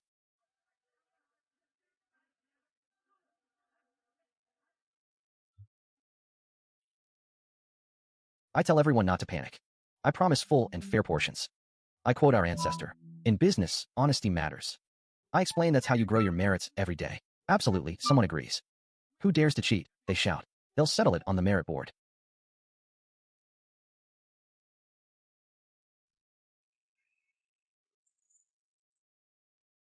A man bellows. You blind bastard.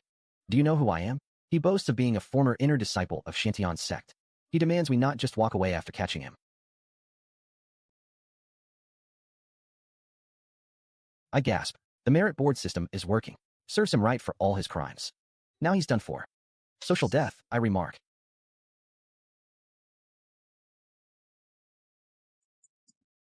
I admit that despite the facts, carving my face this handsomely is still a bit embarrassing. She says my face is thicker than the Dragon Palace walls. She notes the world has become exactly what I wanted. She asks what I plan to do now. I think. Plans, huh? Well, obviously get a job. How else am I going to live? Eat the wind. She stares. A job? You. You created this world. And you say you're going to work? She laughs in disbelief. I pull out my resume. Name, Lu Yu. Male. Rich work experience, it says. Former mortal executioner, celestial audit inspector. Independently led the Three Realms Reboot version 1.0, a massive project. Significant results achieved. Now applying for the newly formed Three Realms Order Maintenance Department. I announce that I'm applying for the position of department head. Reporting directly to A.O. Shui.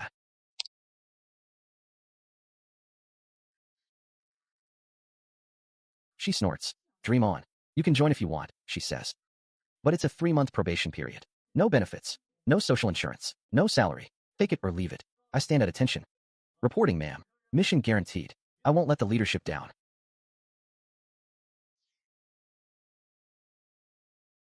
The system chimes. New World OL version 1.0 is officially online. It detects the initial GM recording. And now it's publishing a mandatory lifelong mission. A lifelong mission. Reproduce with your partner as soon as possible to perfect the human-dragon symbiosis data module for the new world. Reward. 1 set of twin dragons, a boy and a girl. Penalty. 1 month of random cosplay cross-dressing. I turn to A.O. Shui. So, boss. About this KPI. Isn't it kind of urgent? Maybe we should start overtime right now? She slaps me. Overtime your head.